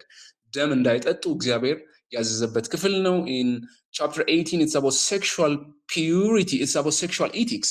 You cannot lay down if you are a man, you cannot lay down with a man as you will lay down with your woman, or you cannot lay down, you don't meet with your close relatives, with your sister or with your relatives, with your uncles, aunts, ቅርብ ከሆኑ ዘመዶቻችሁ ጋር የግብረ ስጋ ግንኙነት እንዳትፈጽሙ ብሎ እግዚአብሔር ሴክሹዋል ኢቲክስ ያስቀምጣል። So this law concerns prohibition of sexual relation. The sexual relation must be in marriage, sanctity in family structure, and you cannot sleep with your family close relatives. That's what God ordered in these holiness codes. And also in chapter 19 civil holiness, there's ethical and social injunctions including love your neighbor as yourself and to live peacefully among the community. God gives this civil holiness, civil laws. These are codes, laws, codes. እነዚህ ልክ በህገ መንግስታችን ላይ እንዳለው የቤተሰብ ኮድ አለ። this family codes የሚባል የቤተሰብ ህግ፣ የጋብቻና ቤተሰብ ህግ የሚባል አለ አይደል? ልክ እንደዛ አይነት ህጎች ናቸው። እነዚህ ናሽናል ህጎች ናቸው። በእስራኤል ቴሪቶሪ ውስጥ የሚሰሩ ህጎች ናቸው ማለት ነው። ፔናልቲዎች አሉ። consequences of violating holiness law including capital punishment and being cut off from the community. This is a punishment. There is penalty. In chapter 20, it tells us the penalty if you avoid or if you violated these holiness laws. There are priestly standards in chapter 20 up to 22, higher holiness requirement for a priest due to their proximity to God and mediating role. ካህናቶቹ ቅዱስ እንዲሆኑ ይጠበቅባቸዋል። ግን ድክመት እንዳለባቸው ይራራሉና ይላል የዕብራውያን ጸሐፊ፣ ለሚወድቁና ለሚስቱ እንደሚራሩ እንደሚያዝኑ ይላል። እሱ ግን ፍጹም የሆነ ካህናችን ኢየሱስ ክርስቶስ እንደሆነ የዕብራውያን ጸሐፊ ይነግረናል። There are also holy times sacred in calendar with feasts like sabbaticals, jubilees for worshiping social justice. እነዚህ 70 ዓመት ጁብሊስ የሚባለው 50ኛው ዓመት ኢዮቤልዩ ሲከበር ምድሪቱም ታርፋለች፣ ሰዎችም ይለቀቃሉ። This is one way of worship and showing a social justice. So Israel's holiness permitted all life reflecting God's holy character. The sexual ethics, when you see prohibited sexual relation like close family relationships, you cannot in Leviticus chapter 18 it says various forms of sexual misconduct, adultery, fornication, homosexuality also prohibited here. Prohibition against temple prostitution, civil ceremonial laws in Leviticus chapter 19, respect your parents, respect elders. አባቶቻችሁን ወላጆቻችሁን ታላላቆችን በሸበተው ፊት ለፊት ተነሳ ይላል። ጸጉሩ በሸበተው ፊት ተነሳ ይላል። So respect your elders, justice and honesty in business, and also care for the poor and forgiveness for foreigners, and also you have to be more compassionate and lavish. You have to love your brother, your neighbor as yourself. Is a broad ethical and social injunctions. So these laws established Israel's identity distinct from the surrounding nation, which emphasizes the sanctity of marriage, family, and the covenant of community. You shall love your neighbor as yourself. This is the great law that every law hangs on it. እግዚአብሔር አምላክን በፍጹም ውደድ፣ በፍጹም ልብህ፣ በፍጹም ነፍስህ ውደድ። You shall love your Lord, your God, with all your heart, with all your soul. You shall love your neighbor as yourself. This is the greatest commandment, the cornerstone. It's the cornerstone not only the Jewish community but also the Christian ethics. What Jesus taught is በእነዚህ በሁለቱ ላይ ሕግም ነቢያትም ተንጠልጥለዋል ብሎ ኢየሱስ ክርስቶስ ይናገራል። ባልንጀራን እንደራስህ ውደድ፣ ደግሞም እግዚአብሔር አምላክን በፍጹም ነፍስህ ውደድ ይላል። So these fundamental principles that love for others flows from love for God. There are sacred calendars in social justice. So there are appointed feasts you have to celebrate. In Leviticus chapter 23, this is the Sabbath. Sabbath is ሰባተኛው ቀን የምንለው ሰንበትን አክብር ይላል። The first fruit day, the Passover in chapter 23 verse 9. In chapter 23 verse 9, there is a first fruit in verse 9. እግዚአብሔር ሙሴ እንዲህ ብሎ ተናገረው፣ ለእስራኤሎች እንዲህ ብለህ ንገራቸው፣ ወደ ምስጣችሁ ምድር በገባችሁ ጊዜ መከሩን ባጨዳችሁ ጊዜ የእናንተ መከር በኩራት ነዶ ወደ ካህኑ አምጡ፣ እርሱም ነዶውን በእግዚአብሔር ፊት እንዲሰምርላችሁ ይወዘውዘዋል፣ በማግስቱም ከሰንበት በኋላ ካህኑ ይወዝውዘው ብሎ ይናገራል። ይሄ ፈርስት ፍሩት የመጀመሪያውን ፍሩት የሚያቀርቡበት ነው። የመለከት በዓል አለ፣ ትራምፔት፣ ቡዝ፣ የመቅደስ በዓል ወይም ደግሞ ቡዝ the day of the tabernacle, the Passover ትልቅ ክሪቲካል የሆነ እስራኤላዊ የትም ሀገር ቢኖር እስራኤል መጥቶ ማክበር ያለበት ተሰብስቦ ማክበር ያለባቸው በዓል የፓስኦቨር ነው። የፋሲካን በዓል ሚስ አያደርጉም። ከየትም ዓለም ቢሆኑ ተቸግረውም ቢሆን ወደ እስራኤል መጥተው ይሰበሰባሉ። because it's a sign given for them. እግዚአብሔር በዘጸአት መጽሐፍ ላይ አይተናል። ፓስኦቨር በጣም ክሪቲካል ቦታ ነው። እስራኤላውያን ላይም ክሪቲካል ቦታ ነው። እስራኤል ኮቨነንት ውስጥ የምትገቡት በፓስኦቨር አማካኝነት ነው። እግዚአብሔር ኮቨነንት ውስጥ ያስገባቸው በዚህ በሰርከምሲሽን ነው፣ ከአብርሃም ጋር በገባው ኪዳን። ፓስኦቨርን ካላከበራችሁ you'll be excluded from the community. Day of Atonement አሁን ዮም ከፑር ያልነው አለ። so sabbatical and jubilee years የሚባለው ለቤተክርስቲያን chapter 25 ላይ መጨረሻው ቻፕተር ላይ የሚያወራው sabbatical cycle አለ። 50ኛ ዓመት ላይ የሚመጣ ዩቤልዩ በዓል is in every 7 year the land will rest. Israel's ate from natural increase and prevented a permanent land ownership. Jubilee years, the land returned to the original owner. Slaves will be freed and prevented perpetual poverty. So in every 7 year, and after 7 years, in the 7th year of the 7th year, in 15th year, which is Jubilee, the slaves will be freed and the land will be rested every 7th year, in every 7th year. Okay, I have reached on the covenant consequences. If you have any questions, let me pause here. Do you have any questions ድምጽም እየሰማሁ ስለሆነ ጥያቄ አላችሁ እዚህ ጋር ጥያቄ ካለ ቆም እያልን እንሄዳለን እሺ do you have any questions until here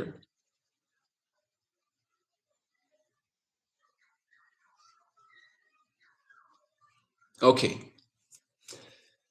let's continue if we don't have any questions we will continue on the covenant consequences there is a blessing for obedience and there is a curse for disobedience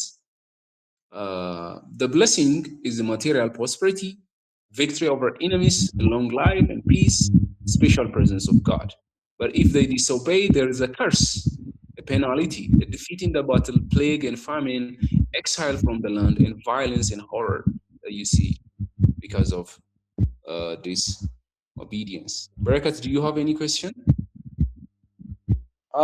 ከዘጸአትና ከዘፍጥረት እኔ ነበር ጥያቄ ኦኬ ከዘጸአት ላይ ነው ጥያቄክ ከዘፍጥረትም ከዘጸአትም ጥያቄ ሁለት ጥያቄ ሶስት ጥያቄ ነበር ሶስት ጥያቄህን ለያዝና ከዛ በኋላ ዛሬ መመለስ ከቻልን ዛሬ እንመልሰዋለን ዛሬ ግን እኛ ለቤት ከሰነው ያየን ያለ ነው so tell me your question let's hear that የመጀመሪያው ጥያቄ ዘፍጥረት 15 ላይ 15 ላይ ዘፍጥረት 16 ላይ ማለት 16 እሺ 16 ላይ እና ወደ አጋር የመጣው እንትን መልአክ አንዳንድ ሰዎች መልአክ ይላሉ አንዳንድ ሰዎች ደግሞ እግዚአብሔር ወልድ እንደሆነ ነው እንትን የሚያስተምሩትና እንዴት ባለ መልክ እንትን እንረዳ ይሻላል እሺ ሁለተኛ ጥያቄ ደግሞ ዘፍጥረት 18 ላይ ሶስቱ እንግዶች እንደመጡ ነው በዛ ስፍራ ላይ የምናገረው እሺ ከዛ ሶስቱ እንግዶች ከመጡ በኋላ አንዱ እግዚአብሔር እንደሆነና ደግሞ ምዕራፍ 19 ላይ ደግሞ ሁለቱ ወደ እንትን ሲዶምና ገሞራ ከመጡት እንግዶች መካከል ወደ ሲዶምና ገሞራ እንደሄዱ ነው የምናገረው ከዛ ደግሞ ሌላው ነገር በዛ ቦታ ላይ ደግሞ ምግብ እንደበሉ ነው የቀረበላቸው ምግብ ደግሞ እንደበሉ ነው የምናገረውና አንዳንድ ሰዎች ሲናገሩ ይሄ መልአክ ምግብ ይበላል እንደ ወይ እና እግዚአብሔር ምግብ ይበላል የሚሉ ጥያቄዎች ያነሳሉና ኦኬ ኤንጀልስ ምግብ ይበላሉ ወይ ነው በዛ ቦታ ላይ የተገለጡ አንዳንዶች ደግሞ እንደ ስላሴ አድርጎ ኢንተርፕሬት ያደርጉ ነበር ኢንተርፕሬት ይደረጋል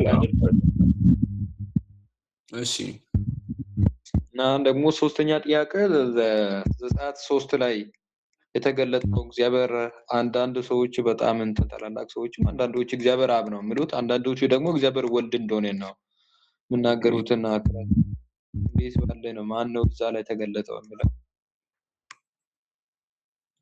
ኦኬ ስለዚህ አብዛኞቹ ጥያቄዎች የሚያጠነጥኑት ቲዮፋኒ ላይ ነው እግዚአብሔር ተገልጧል እግዚአብሔር ወልድ ተገልጧል ወይስ ተገለጠም እግዚአብሔርስ ነው ወይ ለአብርሃም ሶስቱ እንግዶች የሚሉ ጥያቄዎች ናቸው ምናልባት ከተማሪዎች የሚሞክር ሰው ካለ ብሎን ልስጥ እነዚህን ጥያቄዎች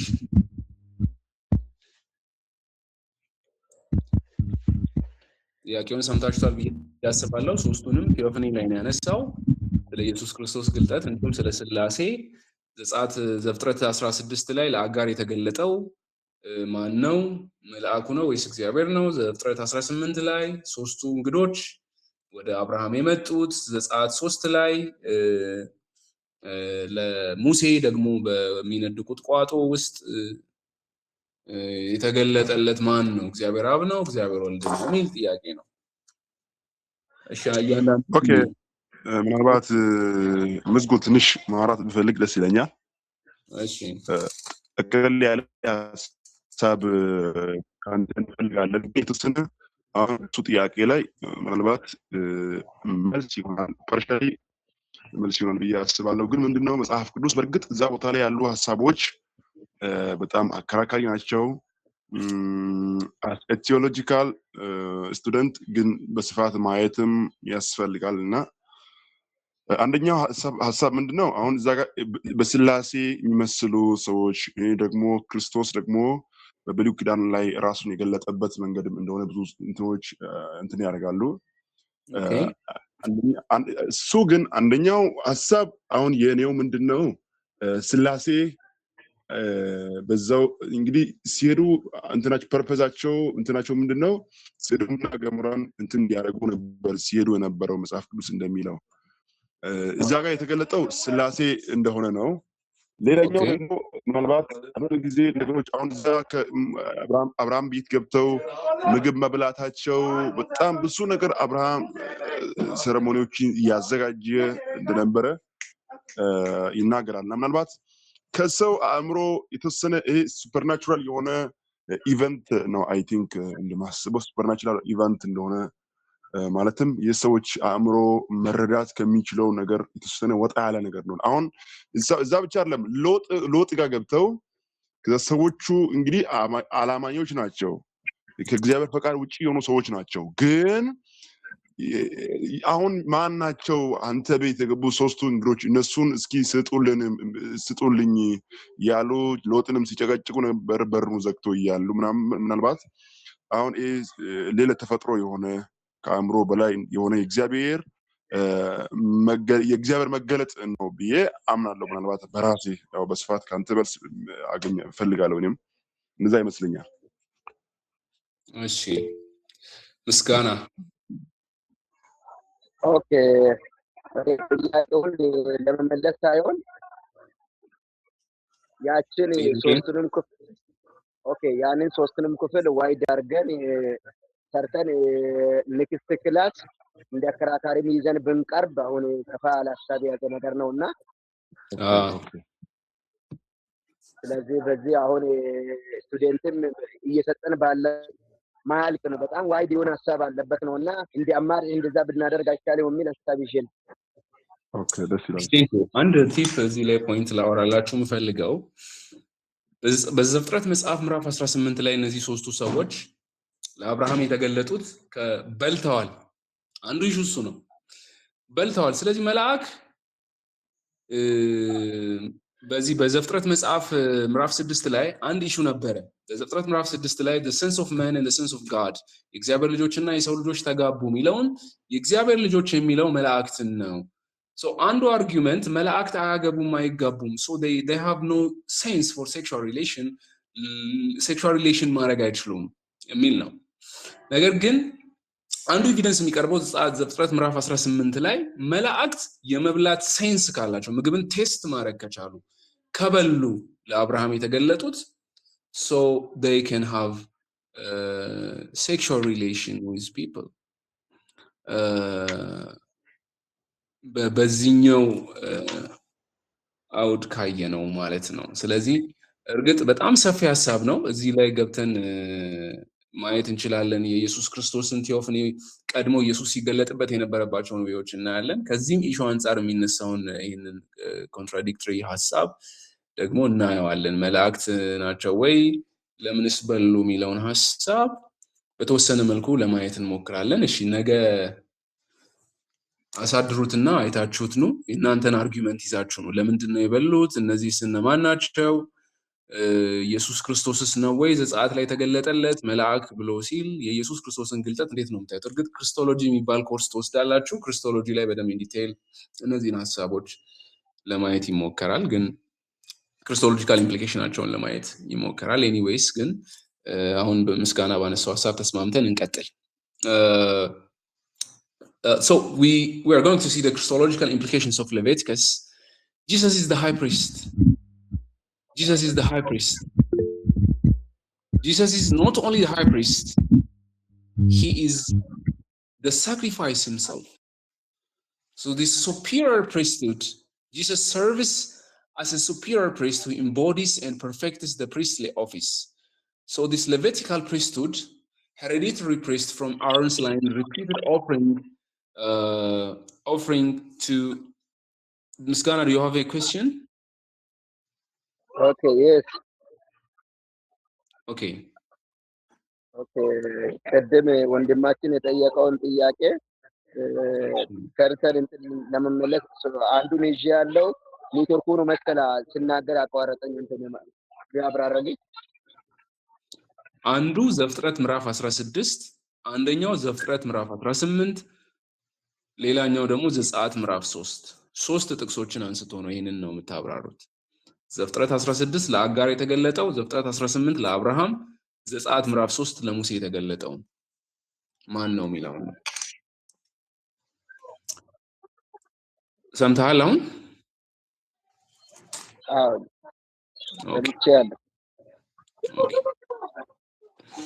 Okay, so the Levitical priests and the sacrifices also, this repeated offering required external ritual purification, temporary atonement, but Christ fulfilled is a superior priest.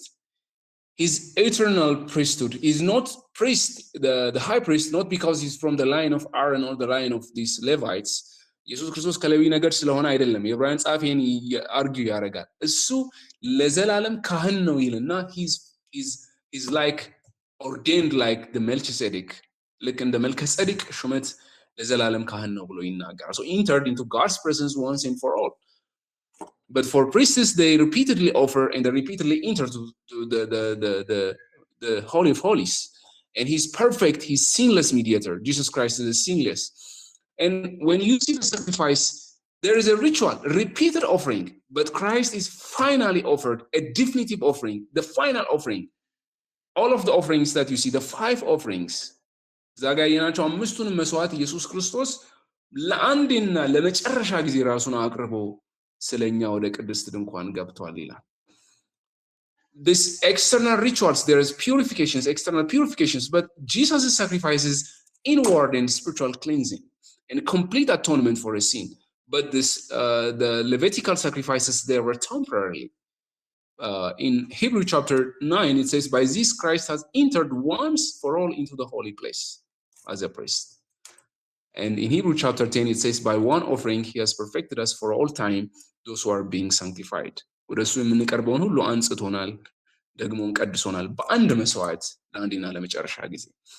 The next thing that you see in the book of Leviticus is Jesus is the Day of Atonement. He is the Yom Kippur. The most solemn ritual in Israel calendar is the Yom Kippur, which is definitely shows the work of Christ. The Day of Atonement, in the Day of Atonement, the high priest annually enters the Holy of Holies, and he brings 2 goats ritually, and one sacrificed, and one will be sent away to Azazel, and also the blood is sprinkled on the altar in the most holy place, and cleanses the community from accumulated sins. It's once a year. So Christ is fulfilled here. He entered heaven by himself, not the earthly tabernacle. His blood secured this eternal redemption. He secured his eternal redemption. He completed purification once and for all, and he restored covenant relationship with God. So Jesus accomplishes the reality that the Day of Atonement typifies: the final purification, removal of sin, restoration of cooperation, covenant purity by his priestly work. So he restored our fellowship with God, and we have the presence of God. He's Emmanuel, God with us. So he restored us, and in the Day of Atonement, on this day, a sin is removed, accumulated sin is removed. In Jesus, while he was on the cross, he removed the accumulated sin of all of the world. Not only the sin that was committed before him, but also after him. The future and the past, it has a living impact that removes all of the sin that's committed before and after. That's why Jesus said it is finished in Gospel of John. ተፈጸመ ብሎ ያለው, it's paid. There's nothing that you're going to pay for your sin. There's nothing that you're going to offer for God as a sacrifice that you bring to slaughter before God, and that there's nothing that you can pay. የቀረ ነገር የለም እዚህ ጋር ኢየሱስ ክርስቶስ ያስቀረው እናንተ እንድታደርጉት እንድትከፍሉት ብሎ የተወው ነገር የለም. He paid it all. He paid it all. But if there's anything that you're going to pay, that you're going to bring a ritual, if there's anything that you're going to bring, a burnt offering, a peace offering, whatever offering for your purity, for your atonement, then he didn't pay it. Then he's lying. ኢየሱስ ክርስቶስ ዋሽቶናል። ከፍዬዋለሁ ካለ ተፈጸመ ካለ he finished it, he paid it. So he restored the relationship that we have God. እኛ ያደረግነውን ከዚህ በፊት የሰራነውን ኃጢአት ብቻ አይደለም ወደፊትም ያለንን ኃጢአት ከዚህም በኋላ ያለውን ኢየሱስ ክርስቶስ ኢምፓክቱ ያን ኃጢአት ሪስቶር ያን ኃጢአት ሪሙቭ ያደረገው ቀድሞ የተደረገውንም ኃጢአት ስለመተው ነው ይላል በገዛ ችሎታው ከዚህም በኋላ በዓለም ላይ ያለውንም ኃጢአት በሙሉ ከኢየሱስ ክርስቶስ በኋላም ሰዎች ኃጢአት ሲያደርጉ ነበር ያንንም ሪሙቭ የማድረግ ሊቪንግ ፓወር ያለው ነው የኢየሱስ ክርስቶስ atonement. It's very powerful. Jesus is a source of holiness. Jesus is a source of holiness. He's incarnate holiness, the incarnation of holiness. He's perfect. In Leviticus, be holy for I am holy ብሏል እግዚአብሔር ቅዱሳን ብሏል ይሄንን አካል ያለበሰው ኢየሱስ ክርስቶስ ነው ስህተት የለበትም ይላል መጽሐፍ ቅዱስ ስህተት አላገኙበትም ይላል there is no sin in him he is tempted in everything በሁሉ ተፈትኗል ስለኛ ነገር ግን ኃጢአት በሱ ውስጥ የለም he's the holy community he created and transformed hearts love your neighbor as yourself. This is fulfilled in Christ Jesus. Inward cleansing restores full community and brings a spiritual transformation and shall wash his clothes, it says.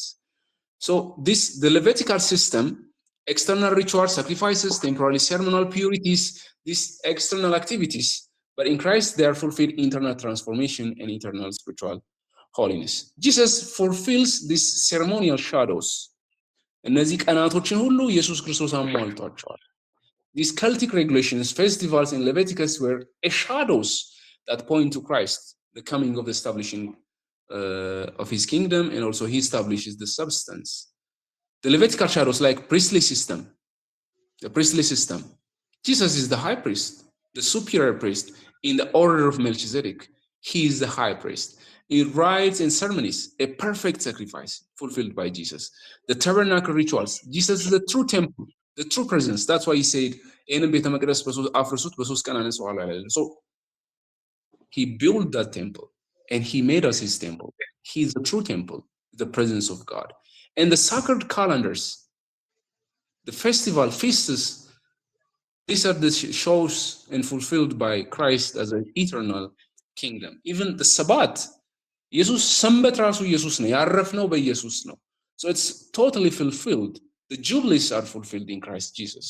So Leviticus chapter 8, verse up to 10, and chapter 21 up to 22, it tells us about the high priest. Jesus is the superior high priest, which embodies the priestly office. And the Day of Atonement in Leviticus chapter 16, Jesus is totally the final fulfillment for purification and removal of sin. And the ceremonial laws are also fulfilled in Jesus Christ. Jesus is a covenant community agent. It's like Jesus brings covenant restoration that restituted distinct holy people. ኢየሱስ ክርስቶስን በዚያ ቀን ጽዋውን አንስቶ እንካችሁ ይህ ስለእናንተ የሚፈስ የአዲስ ኪዳን ደሜ ነው ካለ በኋላ ስርየትን አመጥቷል covenant create አድርጓል is a covenant mediator a community agent so Jesus establishes a true holy priesthood by finishing his sacrificial action and eternal appointment. So Jesus brings a covenantal restoration that reconstitutes a distinct holy people, restored ethically, socially, and eschatologically, fulfilling the law of communal visions.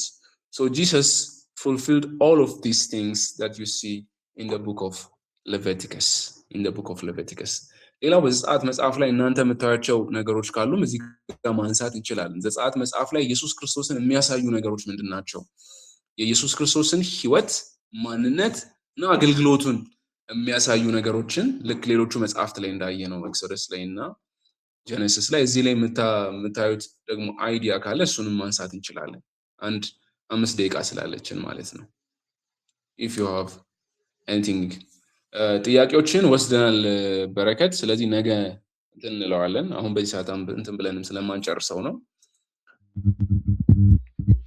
ቀድመን እንመለሰዋለን።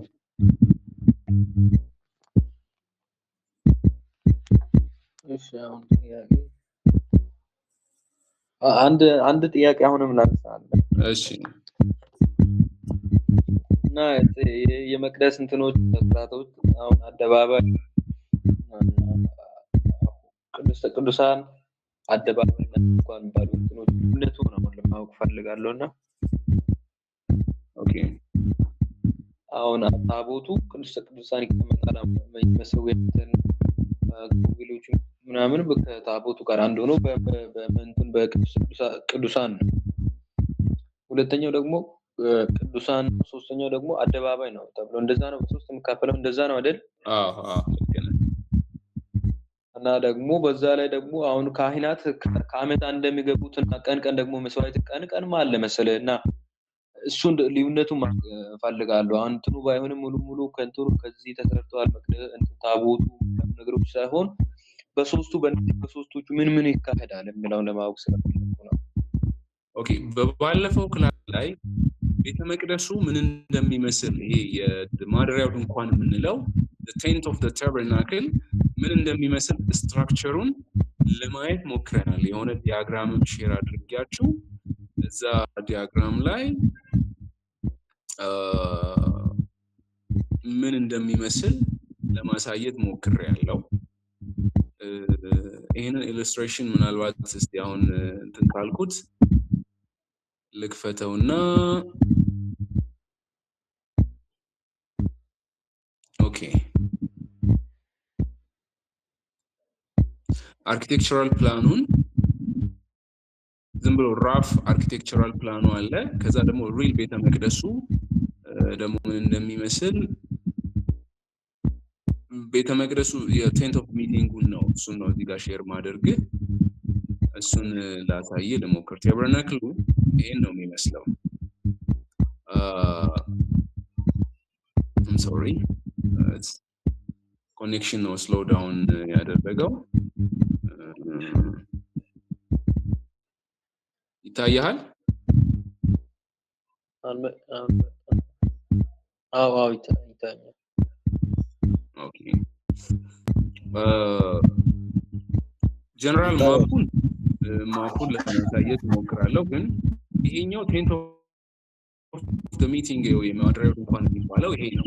ከምን እንደሚሰራ አሁን ሁለት መጋረጃዎች አሉ። ከውስጠኛው ይሄኛው በሆሊ ፕሌስ የምንለውን የሚጋርደው መጋረጃ አለ። ይሄኛው 4.6 ሜትር ዋይድ 15 ጫማ ከፍታ ያለው መጋረጃ ይሄኛውን ቅድስት የሚባለው ነው። ቅድስተ ቅዱሳን የሚባል ደግሞ ውስጠኛው ክፍል አለ። እዚህ ጋር ታቦቱ የሚታይ ከሆነ ታቦቱ አለ እዚህ ጋር። ከዛ በኋላ እዚህ ጋር ነው ጠረጴዛው ያለው፣ ህብስቱ ያለው። እዚህ ታቦቱ ጋር የቤተ መቅደስ ውስጥ ታቦቱ ውስጥ የሚቀመጠው የጽላቱና የሙሴ የአሮን በትር ነው የሚቀመጠው። ግን ወደዚህ ቅድስተ ቅዱሳን ካህኑ የሚገባው በአመት አንዴ ነው የሚገባው። እሱንም በዴይ ኦፍ አቶንመንት ቅድም ብለናል፣ ዮም ከፑር ላይ ነው የሚገባው። this a most holy place አራት እኩል ነው፣ ዙሪያው እኩል ነው። so it contains the ark of the covenant and ስለዚህ እግዚአብሔር በዚህ ቦታ ነው ህዝቡን ለመገናኘት የሚወርደው።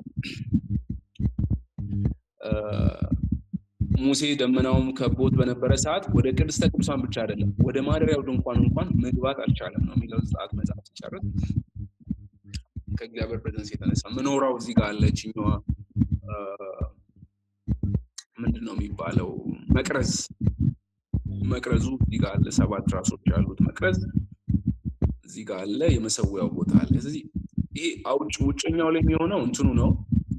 ስርዓቶቹ ይኖራሉ። አሁን እዚህ ጋር ፕላኑን ላሳያችሁ፣ አርኪቴክቸራል ፕላኑን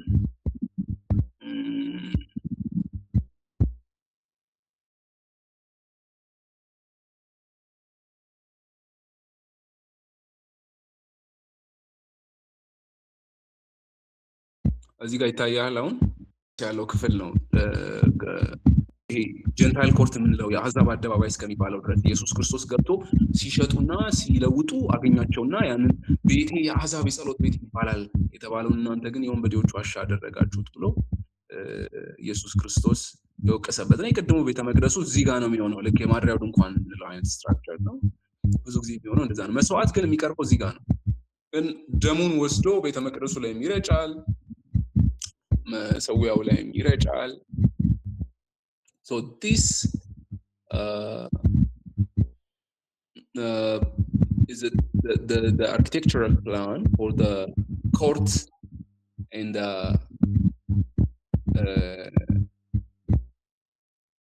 what we call it the tabernacle ከዛ በኋላ ይሄ አሕዛብ አደባባይ የሚባለው ከውጭ ሆኖ ነው ህዝቡ ነው ወደዚህ መቅረብ የሚችለው ወደዚህኛው ውስጥኛው ክፍል መቅረብ የሚችለው ወደዚህ ወደ ቅድስት ወደ ቤተ መቅደሱ ጋር መቅረብ የሚችለው ካህኑ ብቻ ነው የሚቀርበው ወደ ቅድስተ ቅዱሳን ደግሞ መቅረብ የሚችለው ሊቀ ካህኑ ብቻ ነው ሌላ ሰው መቅረብ አይችልም እና ስትራክቸሩ ይሄን ነው የሚመስለው ምናልባት ጥያቄ ይሄን እንትን ብየው ከሆነ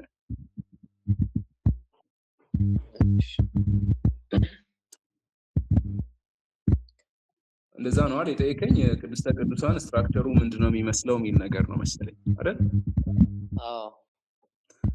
ስለዚህ ጀነራል ይሄ ፕላኑ ይሄንን ነው የሚመስለው አሁን እዚህ ጋር አርኪቴክቸራል ፕላኑ ብዬ ላሳያት አርኪቴክቸራል ፕላኑ ላይ እዚህ ጋር እንደምታዩት ነው ቤተ መቅደሱ እዚህ ጋር ነው የሚሆነው መሰዊያው እዚህ ጋር ነው ያለው ስለዚህ ይሄ የተከለለ ነው ይሄንን ነው የሚጠብቁት ማርች ያደረጉ አሁን ነምበርስ ላይ እንሄዳለን ስቶሪ ይጀምራል ነምበርስ ሲጀምር ዘሌዋውያን ዘኍልቍንና ዲትሮኖሚ ነገ እናያለን ነምበርስ ኤንድ ዲትሮኖሚ በአንድ ላይ እንጨርሳቸዋለን ስቶሪ ናሬሽን ነው ከዛ በኋላ እዚህ ጋር ስቶሪ ናሬሽኑ ቆሞ ነው ዘሌዋውያን መጽሐፍ ላይ የቤተ መቅደስ ስርዓቱን ቤተ መቅደሱን ካህናቶቹን ሪቹዋልስ መስዋዕቱን በሙሉ ማብራሪያ እግዚአብሔር ጠርቶ የሚነግረው በዘሌዋውያን መጽሐፍ ላይ ማለት ነው በዘሌዋውያን መጽሐፍ ላይ ይሄኛው የቴብሉ ይሄ ነው ጠረጴዛው the wooden table overlaid with a pure gold which was 3 feet long and 1.5 feet wide and 2.25 feet high it held 12 loaves 12ቱን እስራኤል ነገድ የሚወክል ነው 12 6 በዚህ ቂጣ ይቀመጥበታል this bread is the presence which were holy and wooden poles overlaid with gold were inserted through the rings of the table which the table was transported እዚህ ጋር ቀለበት አለው ቴብሉን ይዘው ሲንቀሳቀሱ ወርቃማ እጀታ ይገባለትና እንደዛ ነው የሚያንቀሳቀሱት እንጂ ዝም ብለው አያነሱትም ይሄ የተቀደሰ እግዚአብሔር ዕቃ ስለሆነ ማለት ነው የተቀደሰ ስለሆነ ማለት ነው እሺ እዚህ ላይ ጥያቄ ካላችሁ ልቀበል ሌላ ጥያቄ ከሌላችሁ I think I have answered the question ካልሆነ ግን ለነገ ላይ በደንብ እናብራራዋለን ኢሹ ላይ ያልገባህ ነገር ካለ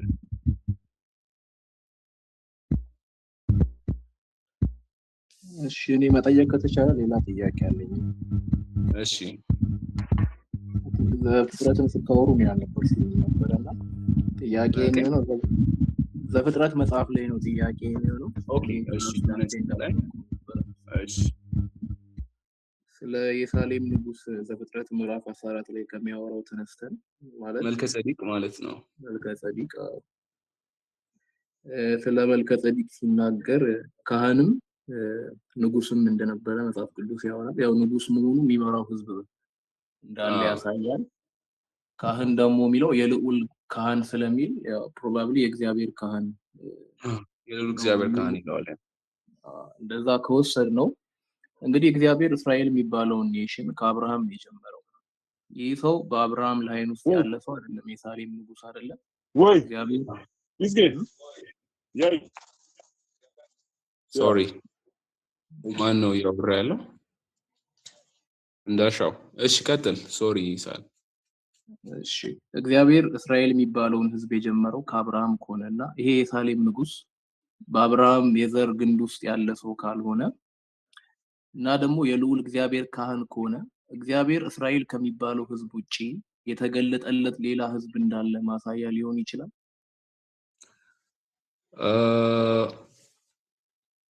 ሊሆንም ላይሆንም ይችላል ግን አሁን ለእንደዚህ አይነት እንትኖች ኦፕን ካረግ ነው ምክንያቱም ትውልድም የለውም ይላል መነሻም የለውም አባትም እናትም የለውም ይላል ሶ ሪሊ ካወቀን ግን ያው ባይብል ሜንሽን አላረጋቸውም እንጂ ሰው ስለመሆኑ ካመንን ይኖረዋል ሜንሽን አልተደረገም ነው እንጂ እሱ አልፋ እና ኦሜጋ ካልሆነ ድረስ መነሻ ይኖረዋል ቤዚካሊ ጥያቄ እኔ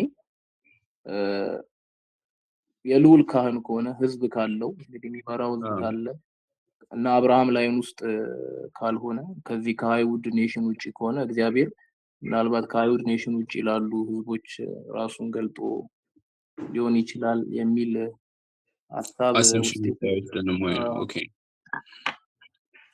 yeah it's great point አሁን እርግጥ መልከጼዴቅ ዕብራውያን መጽሐፍ ላይም ትልቅ አከራካሪ ኢሹ ነው ማን ነው ምንድነው የሚለው ሐሳብ ግን እግዚአብሔር ለሌሎች ህዝቦች ተገልጦ ነበር የሚለውን ማሳያ ሊሆነን አይችልም ወይ ምክንያቱም በአብርሃም ሊኔጅ ውስጥ የለም የእግዚአብሔርስ ጉዳይ ከኔሽን አንፃር ምንድነው የሚለውን ነገ ባወራችሁ ይሻላል እግዚአብሔር ከኤትኒክ ወይም ከብለድ ኮኔክሽን ጋር አይደለም ጉዳዩ እግዚአብሔር ከኦቢዲየንስ ጋር ነው ጉዳዩ እግዚአብሔር አብርሃምን ሲጠራው አብርሃምን ዕብራዊ ነው ይለዋል ግን አያቱ ላይ ሄዳችሁ ስትሄዱ ዘፍጥረት ምዕራፍ 11 ላይ ኤቦር የሚባል ሰው ታያላችሁ አብርሃምና ኖህ በአንድ ዘመን ቢያንስ ለ50 ዓመት አንድ ላይ ነበሩ አትሊስት ግን ለምንድነው አብርሃምን በኖህ ላይ ያላየነው ሚል ኖህ ከጥፋቱም በኋላ የኖረበትን አመትና ያንን ካልኩሌት ስታረጉ የሆነ ኮንሳይድ የሚያደርጉበት ታይም ፔሪድ አለ አብርሃምና ነው ግን በኖህ ዘመንም ሄዳችሁ ስታዩ ኤቦር ነበር ይላል ሶ ይሄ ኤቦር ደግሞ የአብርሃም አያት ነው አብርሃም እግዚአብሔር ኤቦር ነው ሲለው መሻገርን አመልክቶ ዕብራዊ ነው ብሎታል ቀጥሎ ከአብርሃም የተወለደው እስማኤል ነው እስማኤልን ደግሞ እግዚአብሔር ዕብራዊ ነው አይለው it's not about blood connection አይ የሱ እናቱ አጋር ስለሆነች ነው ልንል እንችላለን ግን እግዚአብሔር ዕብራዊ ነው ብሎ የሚቀጥለው ይስሐቅን ነው ይስሐቅ ጋር መጥቶ ደግሞ እግዚአብሔር ሁለት ልጆች ይወለዳሉ አሁን በአባትና በእናት እንዳንል ከአንድ አባት ከአንድ እናት መንትያ ልጆች at the same time የተወለዱት ያዕቆብና ኤሳው ናቸው but when Esau was called Edom እግዚአብሔር ኤሳውን ኤዶማዊ ነው ይለዋል but ያዕቆብን ግን እግዚአብሔር ዕብራዊ ነው ይለዋል so the issue is not about blood connection የብለድ ኮኔክሽን ጉዳይ አይደለም ይሄ ዲቴይል የሆነ ነገር ነው አሁን የአጋር ታሪክ የዚህን ይስሐቅን ታሪክ እንዲሁም ደግሞ the story that you see in Joshua ላይ ስንመጣ ደግሞ በጣም fascinating የሆነ ስቶሪ ታያላችሁ the story of Rahab and Akan በዚህ blood connection ውስጥ even በዚህ ነገስታት ከሚወጡበት ከይሁዳ ነገር ውስጥ የሆነው አካን ከእስራኤል ኤክስክሉድድ ሲደረግ ሲወጣ ከእግዚአብሔር ፕሬዘንስ ውስጥ ሲወጣ እና ደግሞ አህዛብ የሆነች ያውም ደግሞ ጋለሞታ የሆነች ደግሞ በእግዚአብሔር ኪዳን ውስጥ ኢንክሉድ ስትደረግ ያውም ኢየሱስ ክርስቶስ አያት ሆና ስትመጣ ታያላችሁ ይሄኛውም ደግሞ ሩት ላይም the book of Ruth ላይም ስንሄድ ተመሳሳይ ነገር እና so the እግዚአብሔር issue it's not about bloodline it's not about ከአብርሃም ስለተወለዱት ብቻ አይደለም እግዚአብሔር issue አህዛብን ጭምር ነው አህዛብን ሁሉ መድረስ ነው ዓለምን ሁሉ መድረስ ነው ግን ፎካል ፖይንቱ ሴንተሩ ኤክስፓንድ የሚያደርግበት ኤክስፕሎዥን ሴንተር is centrifugal ሴንተርፒታልና ሴንተርፉጋል የሚባል ፊዚክስ ላይ ሁለት ተርሞች አሉ እስራኤል ሴንተርፒታል አይደለች እግዚአብሔር ሲፈጥራት እስራኤልን ሲጠራ ሴንተርፒታል ሳትሆን ሴንተርፉጋል ወደ ውጭ ኤክስቴንድ የሚያደርግ መሰለኝ አይዶን ሁለቱን ቼክ አድርጌ እመጣለሁ ሴንተርፉጋል ነው ሴንተርፒታል የሚለው የሚሽን ሴንተር ናት እስራኤል ቴንክ ዩ ሴንተርፉጋል ያ እስራኤል የሚሽን ሴንተር ናት የሚል ነው እና የእግዚአብሔር ኢሹ ግን ከኢትኒክ ባውንደሪ ወጣ ይላል እነዚህን ሰዎች ስናይ ነው በደም አንደርስታንድ የምናረጋው ምናልባት ጥያቄን ካልመለስኩት ግን ነገ ይሄኛውንም ኢሹ በደም ስንጀምረው አንስተን መጀመር እንችላለን 11 ሰዓት ላይ የዚህን የመልከጼዴቅን ጉዳይ ማለት ነው ግን ከእግዚአብሔር ኢሹ አንፃር ስላነሳው ስለ ኔሽን ስላነሳ ነው ከእግዚአብሔር ኢሹ አንፃር ግን ዲፈረንትሊ እናየዋለን እዚህ ጋር ብናቆም መልካም ይመስለኛል ሌሎች ክላሶች አሁን የሚጨምሩ ስላሉ 1 ሰዓት ላይ ሶሪ እዚህ ጋር ለማቆም እገደዳለሁ አንድ ሰው ጸልይልን እስቲ ሳሌም ጸልይልን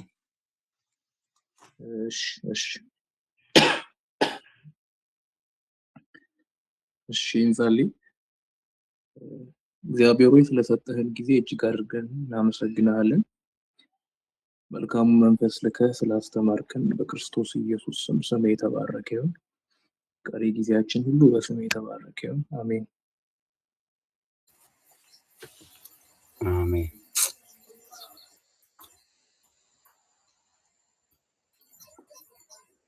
Thank you teacher እናመሰግናለን Good night